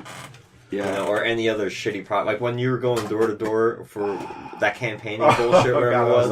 I thought about that recently for some reason. Man, I've had some shitty jobs, man. I've had so many shitty jobs. But that, it's like, did you really believe in that? If it was a candidate, like let's say Tony was running for governor or something, and you really for governor, and you really got down with Tony, like I'm sure that's it. That should be his thing. Get down with Tony. 2020, get down with Tony.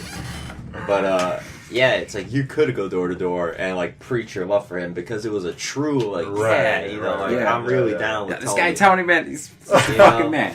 Whereas if I'm going to sell vacuums, it's like my life isn't like the extermination of dust. You know, I can't really commit 1,000% to that. Absolutely, exactly. In extreme ownership, like they touch on this fact, and I forget if it's which one of the guys is, but they say that. You know, it's like you have to believe in the mission, and if like they are using mission, you know, in your example, it's like the product. Excuse me, but it's about the mission, and if you don't have that, you can't lead, right? You can't communicate properly to the people you need to communicate to because you're not like in line with that, and that if you don't understand like the mission well enough, like. You have to make sure you understand. You have to ask questions until you understand. Yeah, and then that's like making people enthralled in that way, you know? I feel like that's really useful at work too when it doesn't have to be selling something. It can be trying to explain something to someone or tell them the urgency of something, you know? If you really get to them, then like they'll really do it with that urgency, you know? Yeah, that's true. And I've been thinking a lot about that with my students lately. It's like how I lead them and how well I understand the mission. And I thought about how many times... I kind of openly like bashed like the education system because I couldn't help it because I'm a bad person, I guess. But and I did that, and then I'm like, oh man, this whole time it's like all this time I've been critical of this system, and it's like I've been undermining myself because it's like I'm part of this system, you know. It's like I'm saying like I suck, you know, like that's all I'm doing. That's fine. I think they're point. Yeah. And I do think there's a lot of flaws with the education system, but the appropriate thing to do isn't to complain about it. It's to take ownership and say okay, well, how is it broken? And it's in this context, is it so broken that I can't do anything to repair it? Yeah, I'm sure. The ultimate mission is now I've reframed my consciousness is get these kids as much training to make them as successful as they can to deal with the problems of their life. That's my mission now. And then it's now that I reframe it that way, it's the education system is broken, yes. But who am I really dealing with? I have my administrators and my coworkers. Are they good people? Yes. Can we get together and do this? Do we all believe in this? Yes, yes, yes. It's not important to figure out how the whole thing could be fixed. If we do, if we do our part, we're fixing the system. It's the, what's that guy's name? Bernie Sanders and the 7 circles of knowledge or whatever it was. Yeah, the 7 habits of highly effective. Yeah, I got that so wrong. But that's the thing. It's I really do believe in that. I think it's about fixing yourself. You start at the center of the circle. That's yourself, and then the immediate. You worry about the immediate. Around you. Just like the fucking asshole in Saudi Arabia was beating his wife. It's we can talk all day about shooting the missile at him. That's not going to do anything. That's not a good way to solve a problem. It's not a way I can solve that problem either. Yeah, you don't. I don't have the capabilities, but I can worry about my immediate surroundings with my immediate interactions, and the school is your immediate interaction. The students are also your immediate interaction, so that is your circle, and it is something you have influence over. So you can change it that way. You can't worry about the whole school system because that's too much for anyone, I think, to worry about. Yeah. I was gonna say also that I'm sure that bureaucracy can be frustrating in some way, but. I think George Carlin used to say, it's the people suck. That's why the bureaucracy sucks. Aliens didn't invent it. The people agree to this and maintain it, and they make decisions based on bad ideas. Sometimes I'm sure they do a lot of good things too. So the people are fucked, like he would say. If the system is bad, then you should rally together as a people in some reasonable way and try to change it. Start sending an email or something or. Something, you don't start a war, but you can do something like that. Yeah. But and if you can't, you gotta just learn to get out of the way, Yeah, or there's the people are failing at every level too. I failed in those ways too, it's right. Not the system. You're saying you're part of the system, and you suck as well, and most likely in some way at least, Yeah. Yeah. I gotta see that bit. I thought I saw almost everything George Carlin did, but I never heard of that one. He did a new special every year, right? Yeah. I guess I haven't seen as much as I thought. He did one every year? Yeah, for a while. I might be lying, but I felt like that's... For a while he did it. New material? Towards the end of his life, right? I think so, yeah. I think maybe for a few years he might have done that, I think. He had 17 specials. Even if they all suck, that's a lot. That is a lot, man. That's a career. Yeah, I guess I have... he lived for a bit. Yeah. How old was he when he died? I think 70s or 80s? I think he was 72 or something. He had a gray beard. Yeah. I think for all the shit he did, that's not bad, He didn't look too bad. Yeah, I was about to say, he always looked... he was always Steve Jobs looking. Yeah. But yeah. It's hard to kind of pinpoint stuff, but when you're old, you kind of look frail. I was thinking about weight, right? It's...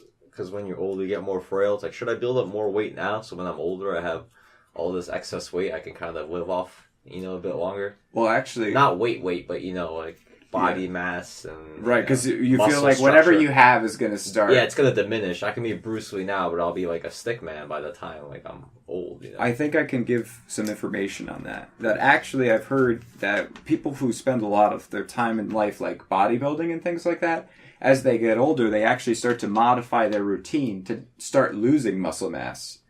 So they do the opposite, right? Because I guess the reason for that might be that, you can build a lot of mass and muscle, but then, it's your heart that has to maintain that.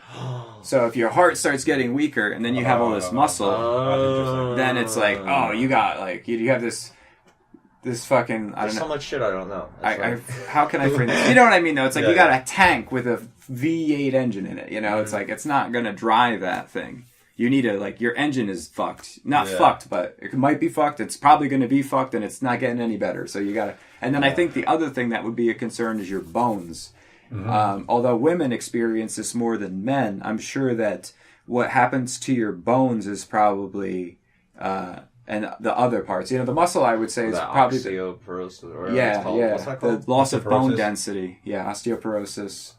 and things like Harlequin syndrome. So yeah, there is a thing called that. Did you know that? Yeah. Wait, a what? Harlequin syndrome. I don't know what that is. Oh, the baby, the Harlequin baby. You've seen that shit? No, there's a. Well, oh man, don't look that up. Don't look it's that too up. late. It's like Sorry, everybody. It gets freaky. It gets freaky, yo. I don't know how you don't bad want it to gets. see that. It's not gonna make you better. Yeah. I haven't seen Extreme That's Cases, my but you kids. know what it is, okay? Yeah. Don't look it up. I mean, you can, but it's gonna freak you out. Yeah. I don't like. I hate when they see disgusting medical things by accident. I'm like, I like. I tell my kids, my students, I tell them not to like look at that. I encourage them. I feel like it's almost shame To bad. not look at crazy stuff. To not look at really stupid internet shit and not look at really gory internet shit. I feel like real guts. That's really a turn off. Like when it's like really a human. It's just like. When you see like the fat deposits, that's like what bugs me out. It's like, it's like weird now. I saw like a brain surgery live. They have one on YouTube. You can see. I wouldn't watch it. I'm like, oh my god, what the fuck? Man, seeing LASIK eye surgery was like enough to like turn. Oh, Flavio just got that done. Did it Oh, work yeah? out well? Say his real Did name? he? I think it's okay. He's in Portugal right now. Oh yeah, That's you Cat, mentioned that. But did it work out well for him? You don't know. I think so. I mean, he He is in Portugal. he took a picture and it seemed okay. He had to see the image first, unless he's like walking around with his phone in front of his face to see the HD image. You didn't see, but he was holding a walking stick. Yeah. He's like, this is about right. Take a picture. Just pick a random filter on Instagram. Oh man. But yeah, to get back to that other thread that we were talking about, the idea of Sexual release. Is that what we were talking about? of like getting older and how your body is going to. Oh yeah. Your bones are gonna. I feel like the muscle is probably The biggest more resilient than other elements. You know, it's probably once your internal organs. Just to build up my bones right now.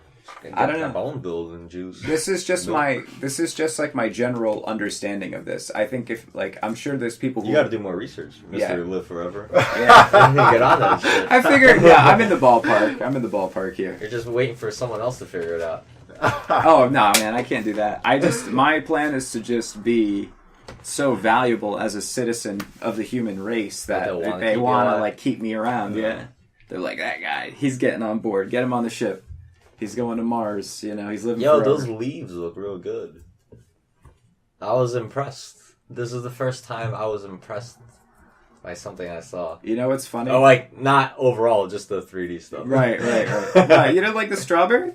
That was too clunky. I was like, this is good. Like a good, he's getting there. But I wasn't impressed as I would be from like, anyone else. Okay. Now, among regular like artwork, yeah. it's not. All right, I was like, this looks good. You know what's funny about that project? Did you see my homework for this week? I did not want to see it. Oh, okay, yeah. It's just an image of some leaves, but like I like the last one. What was the last? Was that the pattern? Yeah. The just the I like the path train too.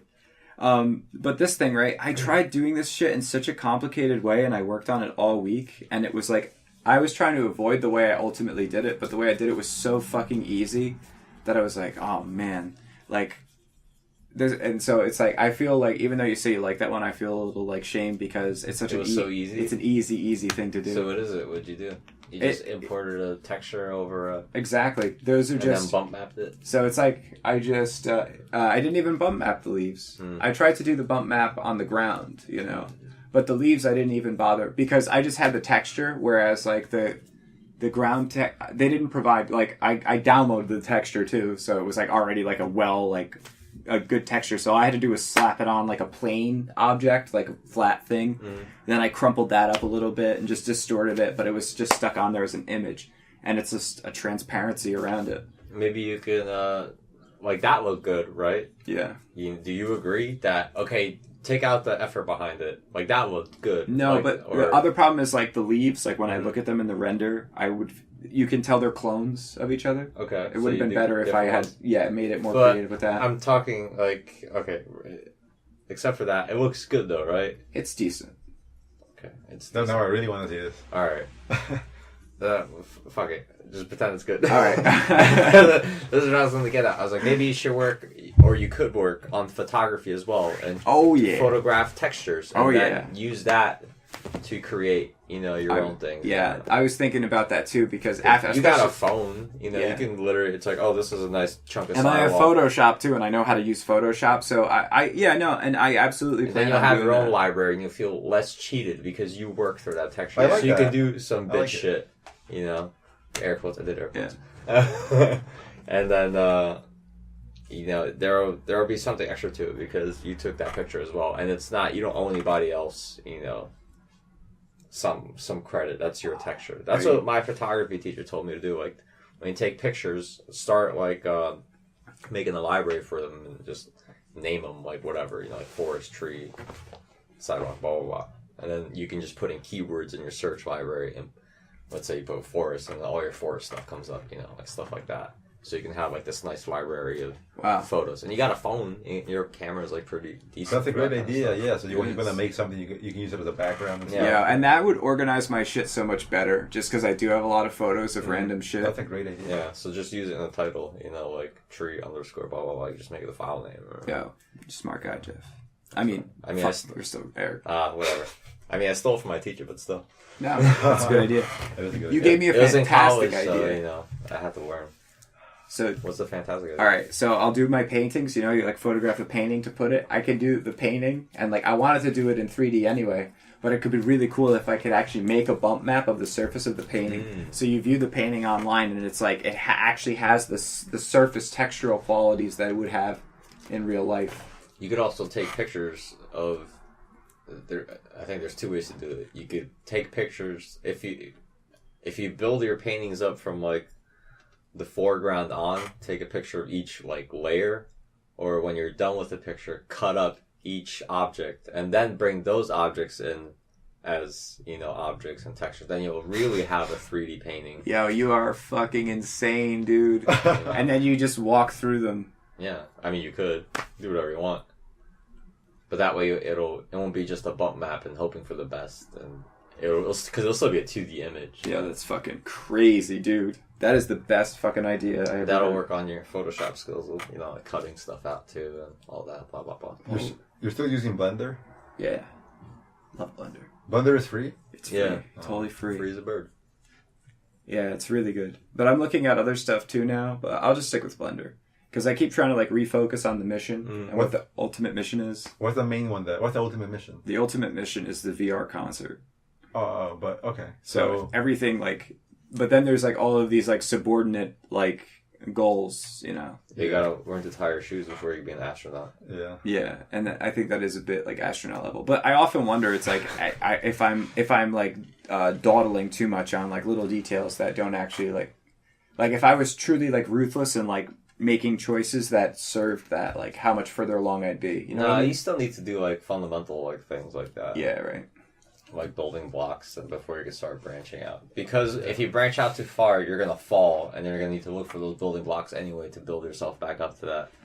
It's a good way of saying it. Yeah. Sometimes I feel that way at work because I don't understand something fundamental about something new that came up, but I know the stuff around it, and that sometimes fucks it up, You misstep because you don't see like a part of it that you should have understood before. Yeah, or I just took that part for granted. I'll just leave that there to the side, or like, I'll staple it in the back.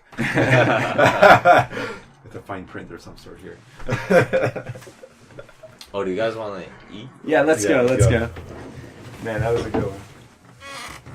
It's like this is my house. This is like all my stuff. I was like, this is your stuff. Yeah, that's my stuff. Not bad. It's okay. You can leave it there. How much money? I have no money. Oh.